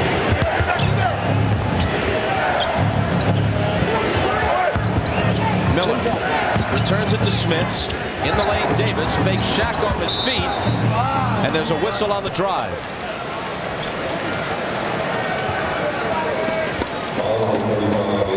AC Green commits his first. Dale Davis will be at the free throw line.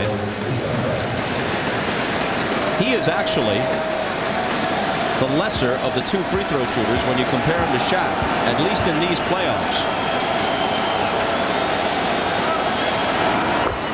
He hits the first. Look what he's done rebound-wise, though. This is what he has to do, but he also needs help. In the Eastern Conference Finals against New York, almost 14 rebounds a game. He has got to have help, though. He's got to get team rebounding because Rick Smits, for a big man, is not a good rebounder. Davis makes 1 of 2. He's a career 53% free throw shooter, a fraction worse than Shaq when you compare their careers. Bryant traveled. Finishing up on Davis, he actually improved to 69% during the regular season, but he's fallen off to around 54 in the playoffs.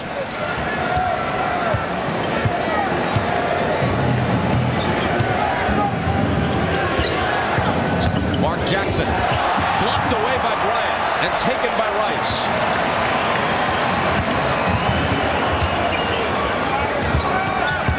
Into O'Neal in the paint. The hop, the jumper. Dale Davis grabbed it. score the basket on the goaltending call. See what Shaq is doing now, he's not even waiting for any kind of double team. He's catching the ball and going quickly, and the Pacers are not reacting to it. He's shooting the ball from about 7 or 8 feet.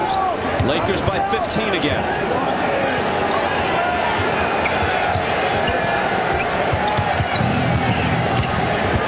Mark Jackson for 3.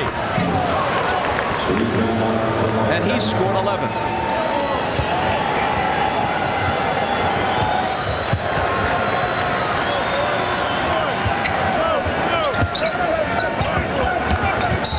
Rice was bumped by Smits, and what a terrible foul from Indiana's perspective. A touch foul way out on the perimeter as he picks up his 4th. Well, he has a very difficult time moving his feet. You see, he wants to get out there. He's got to take one more step. He can't get there. The Lakers know that. That's why they're involving him in these screen rolls. Kobe working on Reggie. Dumps it off to Shaq, who was popped on the noggin by Smits, and that's 5. Well, Larry Bird says, look, we're behind. I've got to keep Rick Smits on the floor. But again, that dribble penetration, Smits steps up and he takes a poor angle to try to get back to Shaq.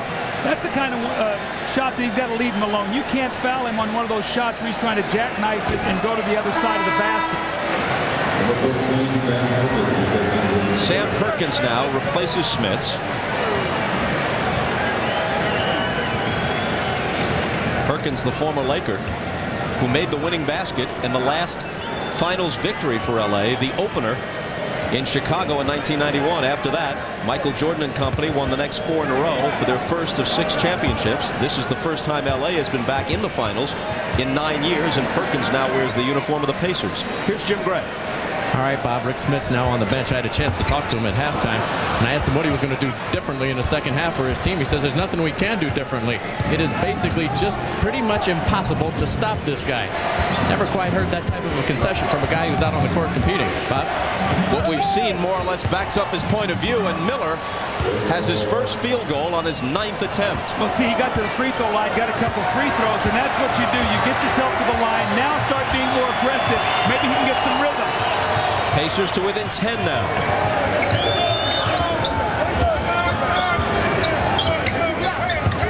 Kobe Bryant thinks about a 3. Jackson's on it. Out to Harper. His 3-pointer. Shaq's got the rebound, and the follow is good off the glass. He was just made a spectacular play. Perkins was in front of him.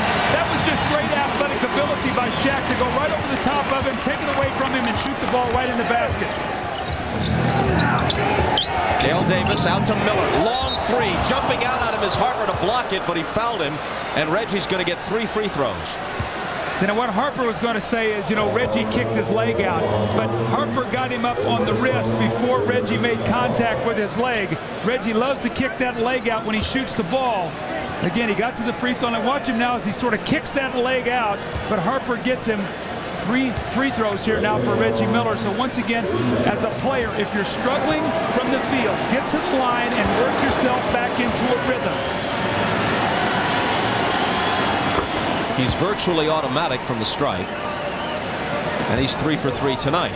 And Bob, you talked about it a while ago. Reggie Miller can be, as Phil Jackson said, dormant for 2.5 or 3 periods and then explode and throw up a 20-point quarter. So I think Larry Bird looks up here and says, as badly as we've played, almost 5 minutes to go in the 3rd quarter, it's going to be under double digits here if Reggie makes this down to a 9-point lead.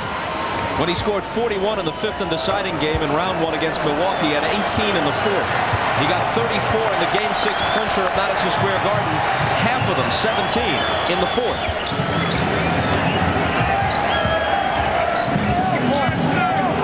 Kobe Bryant changed his shot in midair and missed it.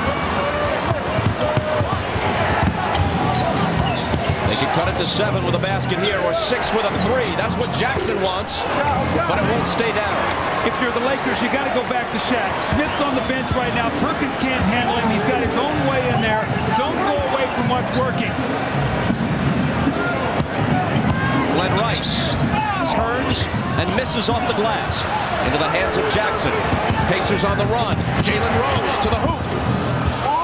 Jackson tried to come up with the offensive rebound. The ball's out of bounds, and the Lakers will have it. How big big would that basket have been? It would have cut it to 7. If I'll tell you, if I'm Phil Jackson, he just pointed out, he said, throw the ball into Shaq. 2 possessions in a row. Kobe tries to score, then Glenn Rice. Go into your big man. They can't stop him. Shaq's doing it all. Rice is 1 of 8 in the game, and Kobe is scoreless since the first quarter. It's off O'Neal's hands, and on the turnover, Jackson has it for Indiana. Sam Perkins can't hit the 3.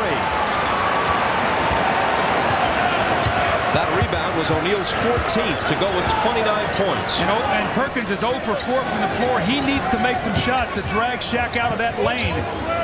Kobe Bryant misses what would have been a 2-pointer. Again, Indiana with a chance to cut into the lead. Jackson up and under, got it, plus the foul. Well, Phil Jackson cannot be happy with this Indiana run, and Larry Bird has to be ecstatic. They've been able to do a nice job of keeping the ball away from Shaq. More importantly, they've rebounded the ball, and they've got some early offense. Jalen Rose missed a layup, but they come right back. And the nice little up and under by Mark Jackson, who's having a terrific game. He is keeping the Pacers close here to the Lakers, especially as they come back in this third period.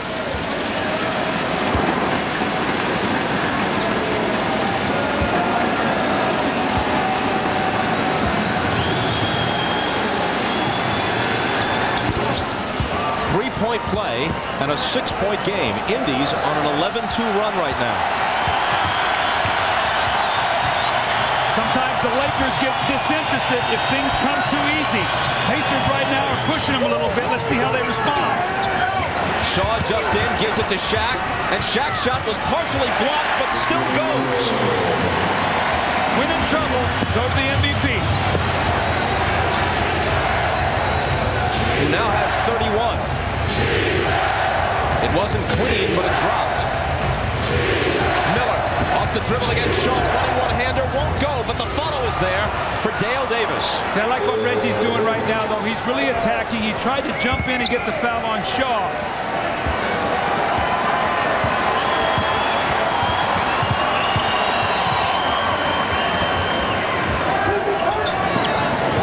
Kobe thought about a 3. Now off the dribble. Gives it to AC Green and Shaw. Shaq is double-teamed. Shaw into the lane. Blocked out of there by Dale Davis. What a job he's doing in the last several minutes. Here he is again. And Dale Davis, who made the All-Star team this year for the first time in his 9-year career, has made this a 4-point game as the clock ticks down toward 2 minutes to play in the third. Seen a lot of pride in the Pacers come out right now.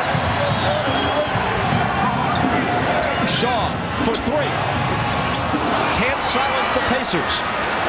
And look, they're off and running, trying to push the pace on the Lakers right now, getting him into a transition game.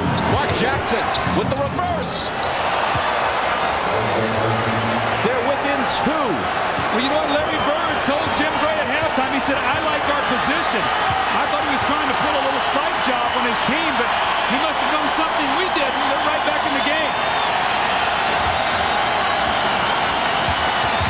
Kobe Bryant against Jalen Rose. Got it. There is no defensive scheme to stop that when he takes you one-on-one with moves of that sort. Exactly right. Jalen Rose couldn't get it back. Bryant has the rebound.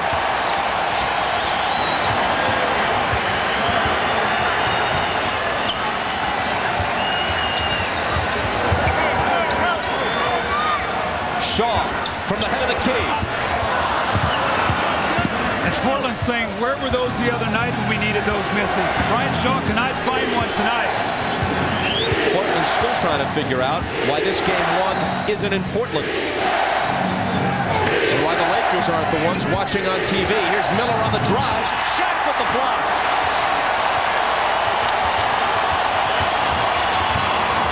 Kobe. And the Lakers get some breathing room. Back up by 6.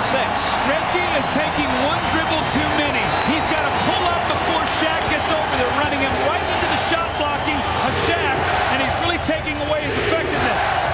Shot clock and game clock virtually identical.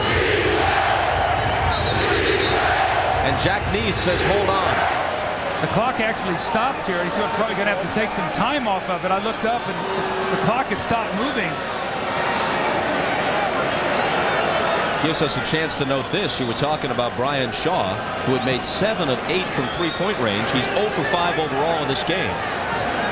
And the Pacers sharpshooter, Reggie Miller, 1 for 11. If you said Shaq's going to have 31 points, Reggie's going to be down 1 for 11, and you're only going to be down by 6, possibly 4 at the end of the third, you would take that. And as Mark Jackson takes it into the paint, there's a Laker foul. It's on Kobe, and now he has 4.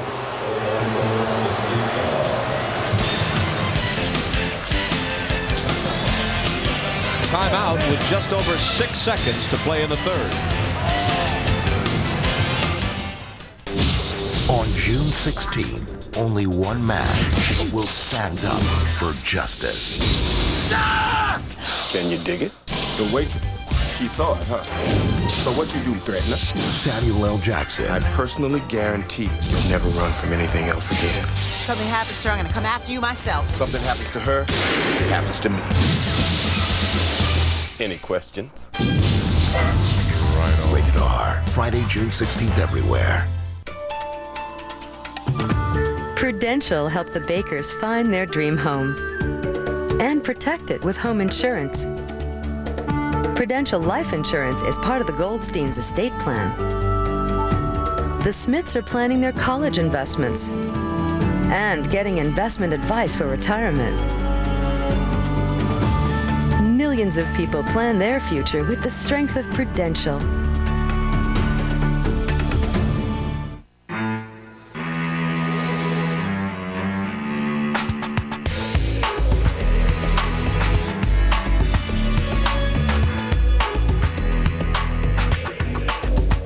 Introducing the remarkably agile, entirely new 2001 Aurora by Oldsmobile. It can't escape praise, but it can outmaneuver it. Aurora by Oldsmobile.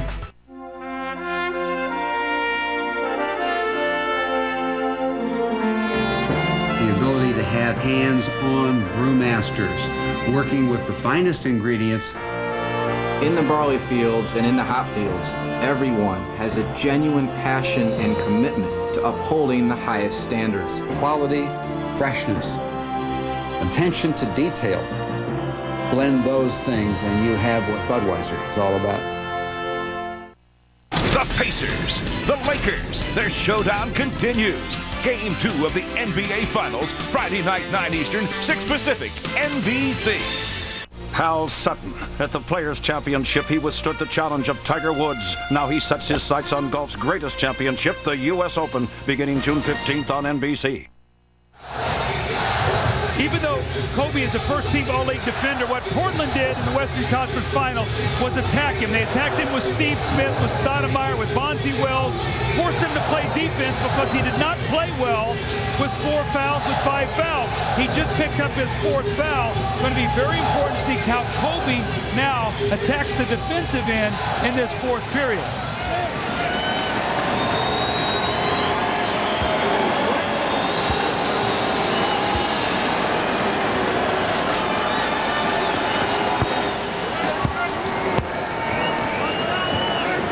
Indiana now 16 of 20 from the free throw line. The Lakers only 5 of 12. So we talked about winning that free throw line battle decisively. He makes this, they'll be up 12 from the foul line. Jackson with that distinctive style, right arm extended before setting himself for the shot. So they're 17 of 21. Here's Shaw firing one to beat the buzzer, and that's his first basket of the ball game. Miller from beyond half court. Nearly banked it in.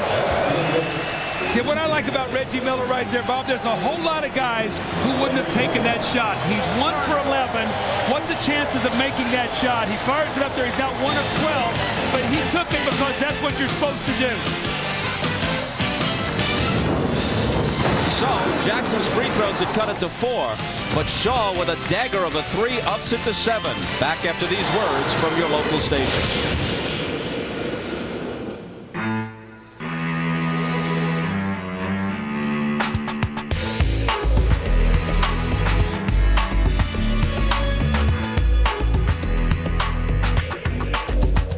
Introducing the remarkably agile, entirely new 2001 Aurora by Oldsmobile. It can't escape praise, but it can outmaneuver it. Aurora by Oldsmobile. The battle concludes. Let's go, baby. Let's go. Let's go. And only the mighty remain. It has been a war. Starring the Los Angeles Lakers. Oh, no! And the Indiana Pacers. Oh, what a pass! Go, Pacers, come on now! From the chaos will come a champion. Game 2, Friday at 9 Eastern, 6 Pacific on NBC. James All New with Vanessa Williams and Terry Bradshaw. NBC tonight.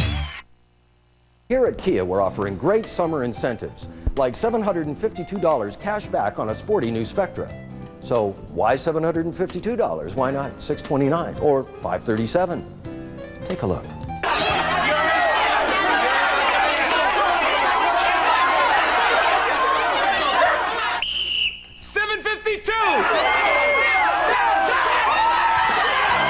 Get up to $752 cash back at Kia's Crazy Cashback Summer Sale. I like to leave my problems at home when I drive. But if I can't leave them at home, I tell them they can come along. But only if they shut up and enjoy the ride.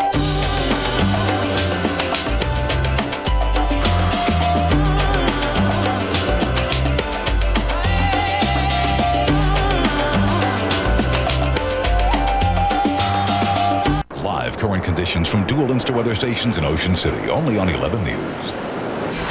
This copyrighted telecast of the National Basketball Association is intended solely for the entertainment of our audience. And any retransmission, reproduction, rebroadcast, or other dissemination or use of this telecast, or of the pictures, descriptions, or accounts of this game without the express written consent of the National Basketball Association is prohibited.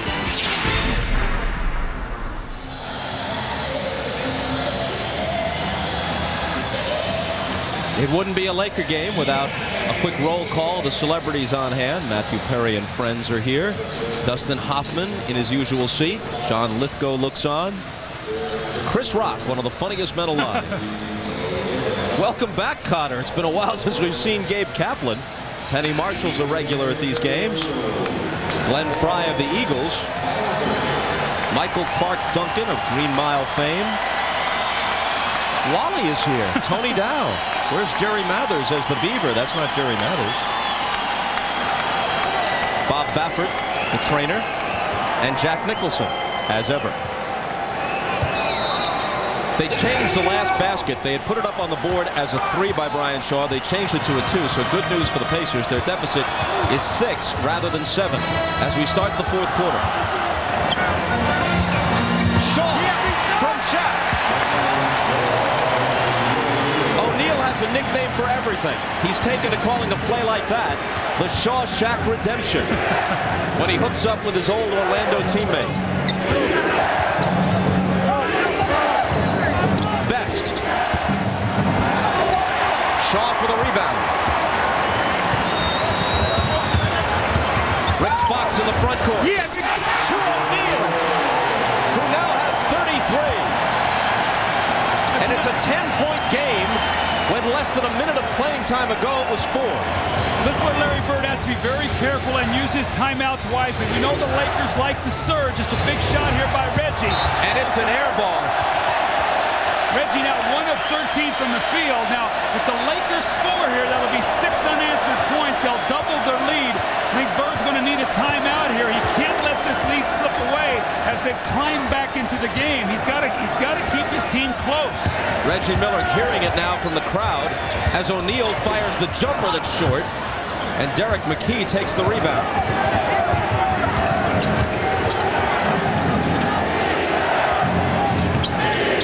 Austin Crozier into the paint, almost lost the dribble.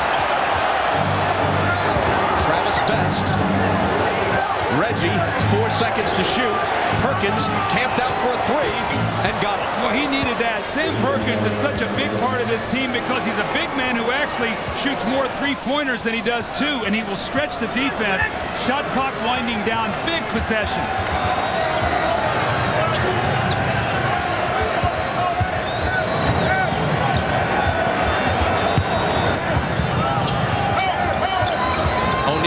finds Ori with a nice pass, and Robert Ori scores.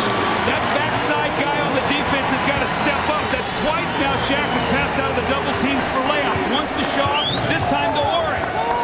Plays like that explain why O'Neal led all NBA centers in assists this year. He comes out to meet Perkins to deny him the shot. So it's Crozier sliding in against two defenders, and one of them fouled him.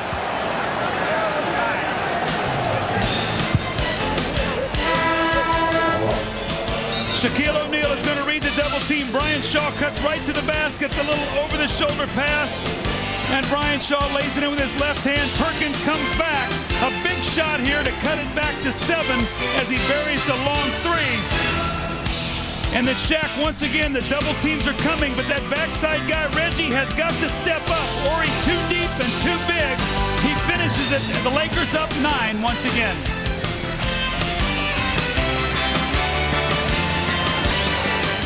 "100 Days to the Olympics" from Australia on America's Olympic Network, NBC. Hello? What's going on, B? Nothing. Just watching the game. Having a bud. What's up with you? Just watching the game. Having a bud. True. What's up? What's up? What a swing. Oh, what There's a couple of happy dads enjoying this. How'd you get courtside seats? Hey, Bingo. You're in the way. When you offer the most powerful 4-cylinder engine in a compact truck, you do, little Bingo. You don't need gimmicks to get people's attention. Back in 1988, this truck offered first-class dependability at a great price. That's about all that hasn't changed.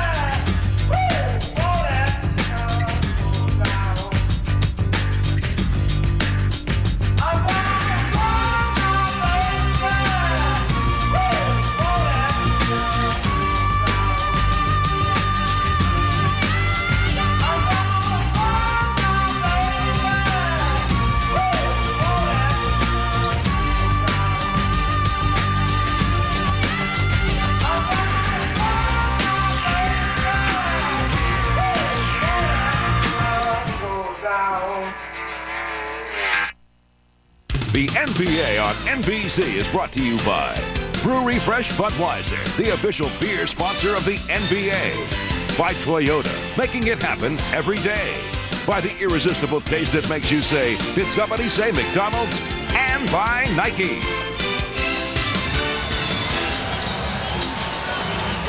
Staples Center, home of the Lakers. These are the two best home teams in the NBA. They were each 36-5 on their home floors during the regular season, each 8-2 at home in the playoffs, although the Lakers at times had trouble here, especially against Portland.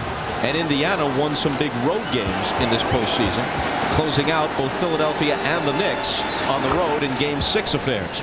Well, Bob, when you look at the finals, you know it's a 2-3-2 format as we look at the best home records in the league, 2-3-2. So if you get down 2-0, there's never been a team that won all 3 games at home. So in order to win the finals as a team that doesn't have the home court, you're almost going to have to win here twice. That's why it's so important to try to get a split in those first 2 games. Crozier splits 2 free throws. Laker lead is 8. O'Neal can't make it 10. And here come the Pacers just hanging around, not out of it yet. Travis Best with the ball. He usually plays the 4th quarter. But Larry Bird says he's been known to go with a hot hand, play the guy who's playing better. Well, Jackson is playing better tonight. Here's Crozier. This guy's playing great. And he brings them to within 6. Mark Jackson, who's sitting, has 18 points on 6 of 8 field goals and 5 assists.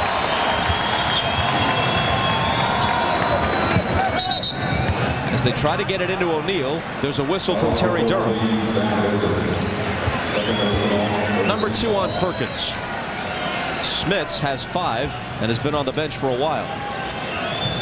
After that poor first quarter, Indiana actually has played very well. They got down 15 in that first period, actually down as much as 17 or 18. They fought back, and they're 2 possessions away from tying right now.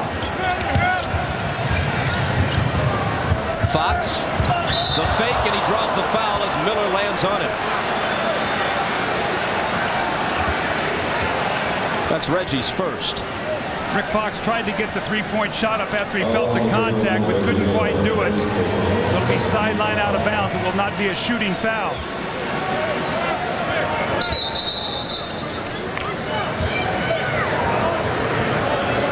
Lakers have led by as many as 17 on 2 different occasions. The lead now is down to 6. Now the thing that Larry Bird's got to worry about this lineup is they got to rebound the ball. They've got a small team in there right now. Perkins takes the rebound on O'Neal's miss.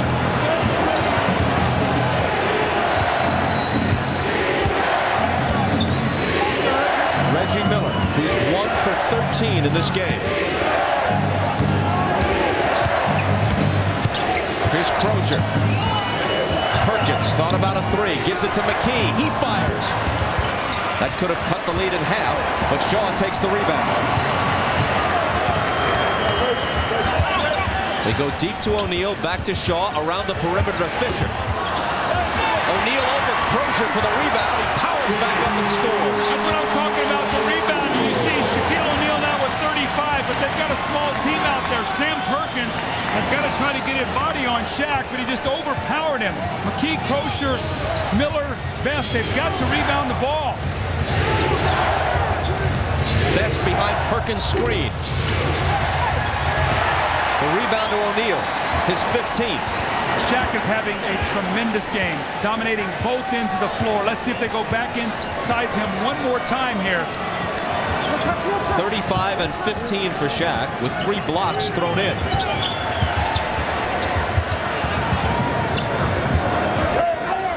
Fox. And the Lakers up the lead to 10.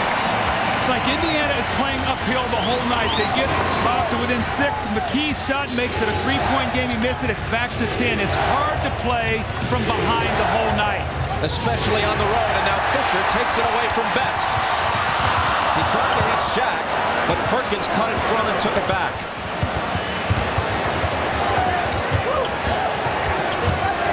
Sam Perkins drives around O'Neal. Offensive foul. What great recognition by Brian Shaw. He was locked in defensively to Reggie Miller.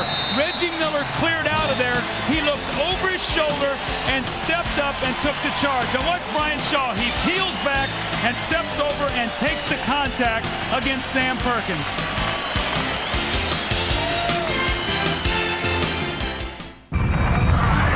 With its 32-valve I-Force V8 engine, the Toyota Tundra out-accelerates every other base V8 truck in its class. So we looked for some real competition and ran it against the Lotus in a no-holds-barred quarter mile.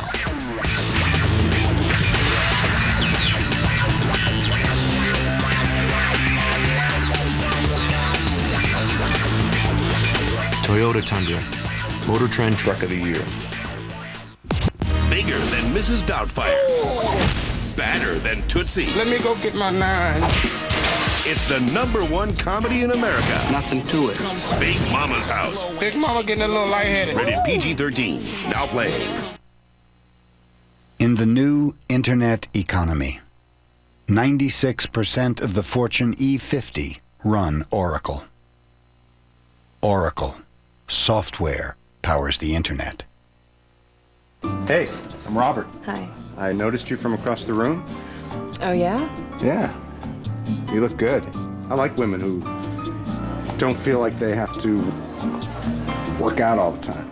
Listen, Robert, I would rather spend the evening playing tonsil hockey with an out-of-work clown. The cold-filtered cool of Miller Genuine Draft. Ladies love clowns.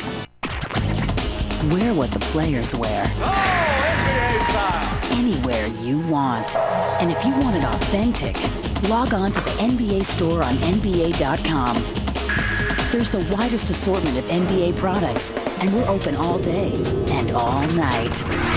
This is impossible. Look at this. You like that? So if you want to keep it real, keep it authentic. The NBA store on NBA.com. Later on an all-new Tonight Show from Shaft, Vanessa Williams and Terry Bradshaw speaks. No, I know. I'm trying to, I don't think. What's that? Plus, Iron J. What do you usually say to women with a weight problem? Hey, get the hell off me. You question me. And tomorrow, Jay's got friends Matthew Perry. Then on Conan, Penn and Teller tonight. Reggie Miller's worst shooting game this season came in late November at Seattle when he was 1 for 9. Unless he heats up here in a hurry, this will be worse than that. His lowest scoring playoff games ever, 8 points. That's happened twice. Most recently, the Game 6 disaster against the Knicks last year when he shot 3 for 18 at Madison Square Garden. He scored 7 points tonight, 2 of them on his lone field goal, and he has 5 free throws. Well, you can see what the Lakers have done tonight. They've crowded him on the perimeter. They've sent him baseline, and they've run Shaq over at him to take away the layup. So everything he's done is going to the basket. You've seen very little where he's been able to get those feet set and shoot an outside jump shot. Chris Mullin, who didn't play at all in the 6 games against New York, is in for the first time in the finals, wearing number 17 for the Pacers. Deep to O'Neal. He has 37 points. Now, Dale Davis is strong, but Shaq just sort of walked him across the lane, caught it about 4 feet, and jump hooked it in the basket. Coming up on 6 minutes to play in the game. Los Angeles by a dozen. Jalen Rose on the drive. Can't cut it to 10. O'Neal with another rebound. How about Shaq? He went up that time and just pushed Rose out of the way to get that rebound.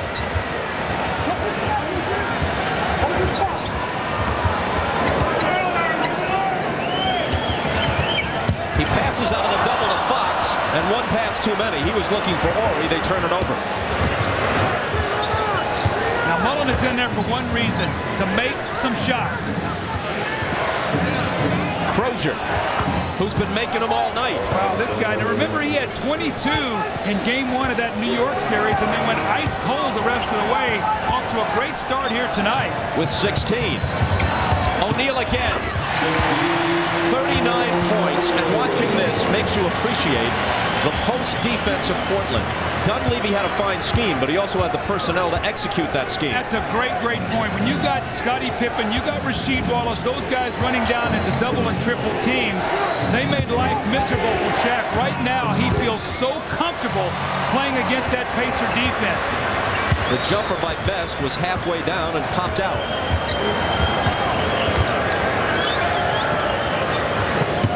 Lakers looking to put the Pacers away with a run here. It's Fox.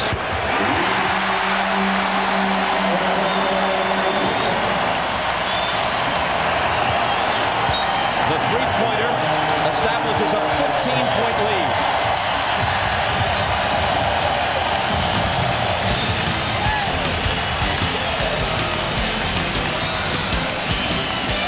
Now, Dale Davis is a big man. Now, take a look at this. When he turns to shoot, you can't even see him. It's like he disappears around the big body of Shaquille O'Neal. And the next time down the floor, Shaq once again in the lane. He loves that little shot coming across. He gathers himself, the little hop step, and he shoots the ball right over the front of the rim. And then when you get the ball inside, you've got to collapse. And what's this do? It opens up the outside shot of Fox. Right now, the Lakers playing great basketball. You want to go for a ride? Oh, yes. Warning, this ride may be too intense. For anyone with a weak heart. Don't look at me! Faint pulse. Here's where it gets tricky. Or a low tolerance for speed. Suspect southbound, 140 miles an hour. Nicholas Cage. Gone in 60 seconds. Are you all right? Because you just drove through a wall. Rated PG-13. Starts June 9th. All right, suckers, ears up, minds open. Mrs. Jones on the microphone. It's KG's 5th anniversary of going from high school to the league, which got me wondering, why are people so concerned about b-ballers going pro after high school, yet so unconcerned about baseball, hockey, and tennis players turning pro early? Shouldn't everyone go to college? The kid thinks so. That's why he takes classes. The more education, the better. Can you dig it?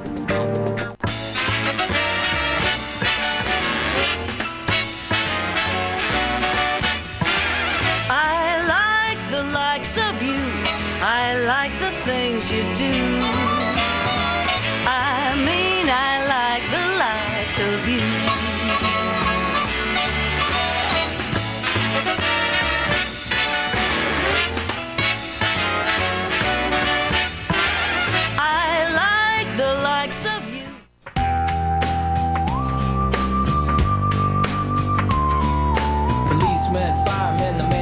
Town. The dude's hanging off of the paper truck. Mr. Chang down at the local deli sells me morning coffee, wishes me good luck. This is for the people in my neighborhood. They help me through the day and make me feel good. This spot's for you, and you and you and you. This spot's for you. On an all-new Dateline Friday, sports fans, fires some so out of control. Keep your spit in your hands to yourself.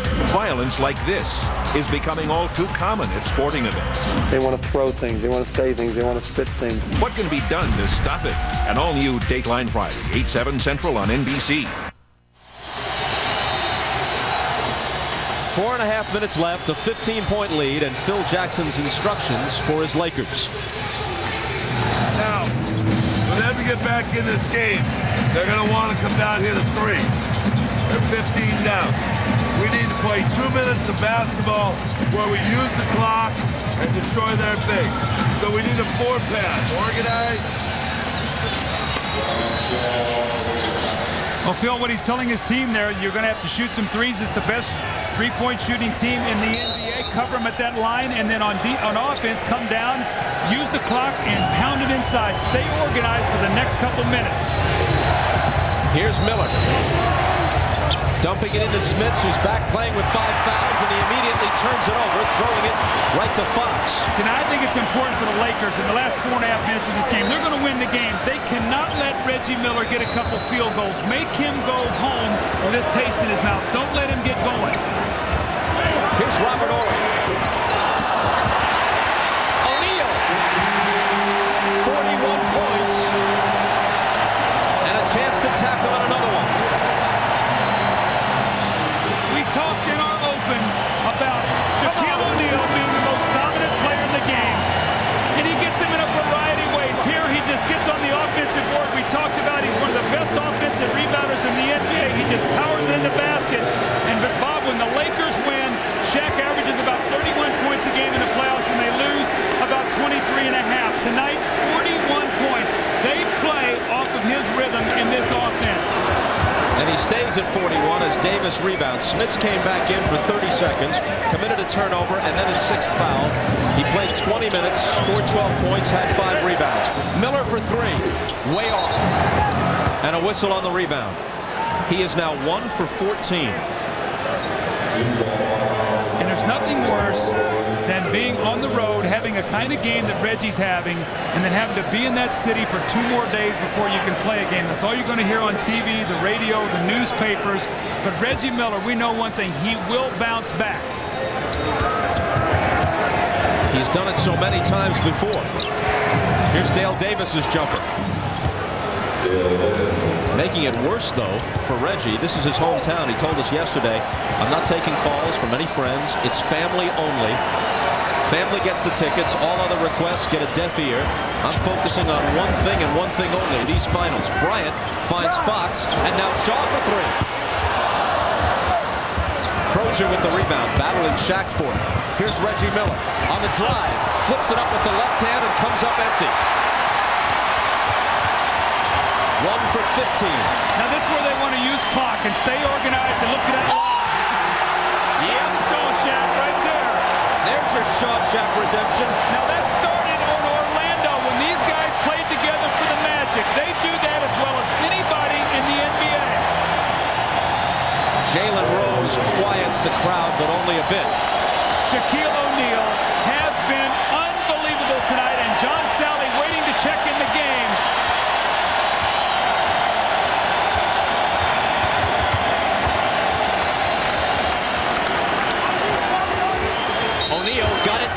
and they foul him. The basket doesn't count.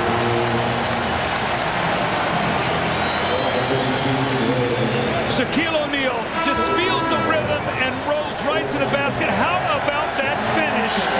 One hand going away from the basket, 7'1", 330 pounds. The MVP, the look in his face. The man wants a championship to finish this season. How about that line? 43 points, 19 rebounds, toss in 4 assists and 3 blocks. Now again, in Game 7 of the Western Conference Finals, Shaq got 9 shots. Bob, tonight, 31 shot attempts. And they're serenading him with MVP, shot clock violation. In case you were wondering, Shaq was fouled by Dale Davis on his last touch of the game, but it was not an active shooting foul, and Indiana is not yet over the limit. So he goes to the sideline, replaced by John Salley. Here's Miller once again. He's 1 for 16. All things considered, one of the 2 worst shooting nights he's ever had, considering the import of the game. The 3 for 18 in Game 6 last year at Madison Square Garden when they were bounced from the playoffs, and the Eastern Conference Finals by the Knicks would have to be the worst because that ended the season. Well, Reggie is such a competitor. I can only imagine what he's feeling right now. We see 7 points, and you're hearing the Reggie chants, which is exactly what he wants. If I'm LA, I stay real quiet. He wants this kind of taunting. That's what he feeds off of. Let him stay quiet. Don't get him excited. The 1 for 16 is actually one of the worst shooting performances in the history of the NBA Finals. Dennis Johnson, then with Seattle, picked a terrible time to go 0 for 14, Game 7 in '78 against Washington, and Seattle lost the last game 105-99 on their home floor. And John Starks in Game 7 for the Knicks, 2 for 18, as they lost by 6 to the Rockets in Houston in Game 7. Both of those were worse because they were Game 7s. Miller has time to come back from this. A 1 for 16 debacle in Game 1. You know, and just speaking with Reggie yesterday, Bob, you and I had a chance to spend some time. He was so excited about being in the playoffs, finally getting to the NBA Finals. We talked on our open. He's at his best when the lights are shining and it's bright and the spotlight is on him. And tonight, he's had one of those nights you just want to forget. Chris Mullin, after 15 years, finally seeing the NBA Finals. And Rick Fox was collared by Jalen Rose, and somehow the shot went in. That might be a flagrant. You know, in all fairness to Jalen Rose, he took the hard foul, but he tried to hold him up. Rick Fox makes a spectacular shot over his shoulder, but here he comes down hard, and then he tries to hold him up at the last moment.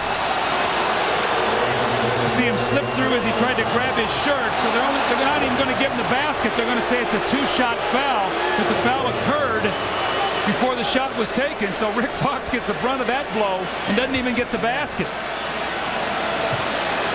4th foul on Rose, but it's all just bookkeeping now.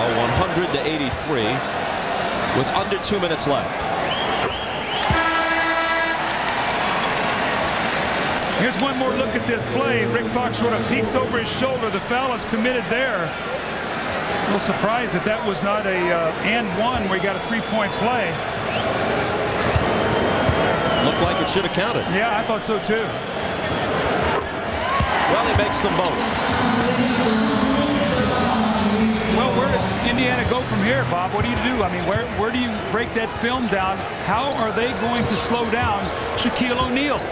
When you look at their personnel right now, that's got to be a big question because they just don't have a lot of big people to throw at him, and he was in such a great rhythm tonight. So Larry Bird and his staff are going to be up late trying to find a way to limit some of his field goal attempts. That was the 19-year-old rookie Jonathan Bender, who hasn't played all that much, coming in now in mop-up time, getting that basket. Jan Tabak is also in the game, the veteran from Croatia. As Larry Bird finds a chance to give them a few minutes in the NBA Finals. Actually, we're down to mere seconds. Kobe Bryant with the steal, and Crozier grabs him schoolyard style by the shirt. Now remember, you were talking about Jonathan Bender. He was the young high school guy that Indiana made the trade with Toronto. Antonio Davis goes to Toronto, and they draft Jonathan Bender.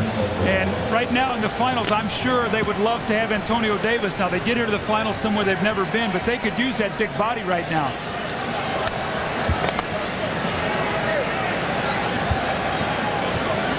Kobe Bryant, relatively quiet night in terms of scoring. That's his 13th point. Game 2 is Friday night, 9 Eastern, 6 Pacific, from right here at the Staples Center. Since the merger between the NBA and the ABA in 1976, the Indiana Pacers have played in 22 NBA playoff series coming into this one. Every time they've won the first game, all 11 times they've won the series. Every time they've dropped the opener, 11 times, they've lost the series. Here's Bender. And Shaw grabs the rebound.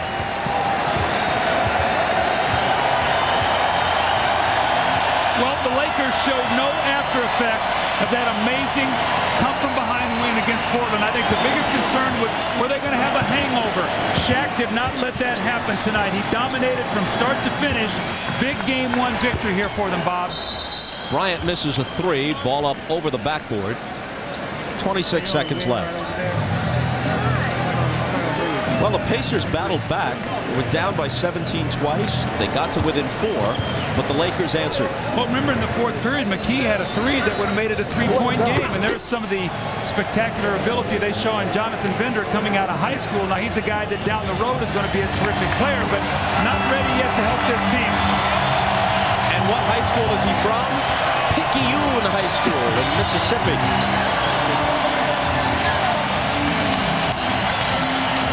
Bryant dribbles and waits for the buzzer. There it is. The Lakers take game 1. 104-87. And when we come back to the Staples Center, Ahmad Rashad will speak with Shaquille O'Neal. You're watching the NBA playoffs on NBC.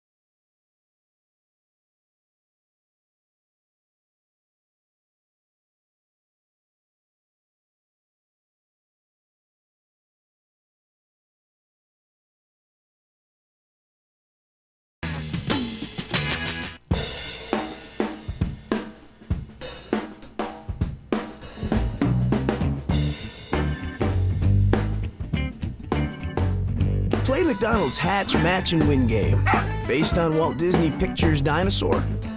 And you could win some very cool prizes. Maybe even $1 million. Just match up the parts. Dinosaur parts.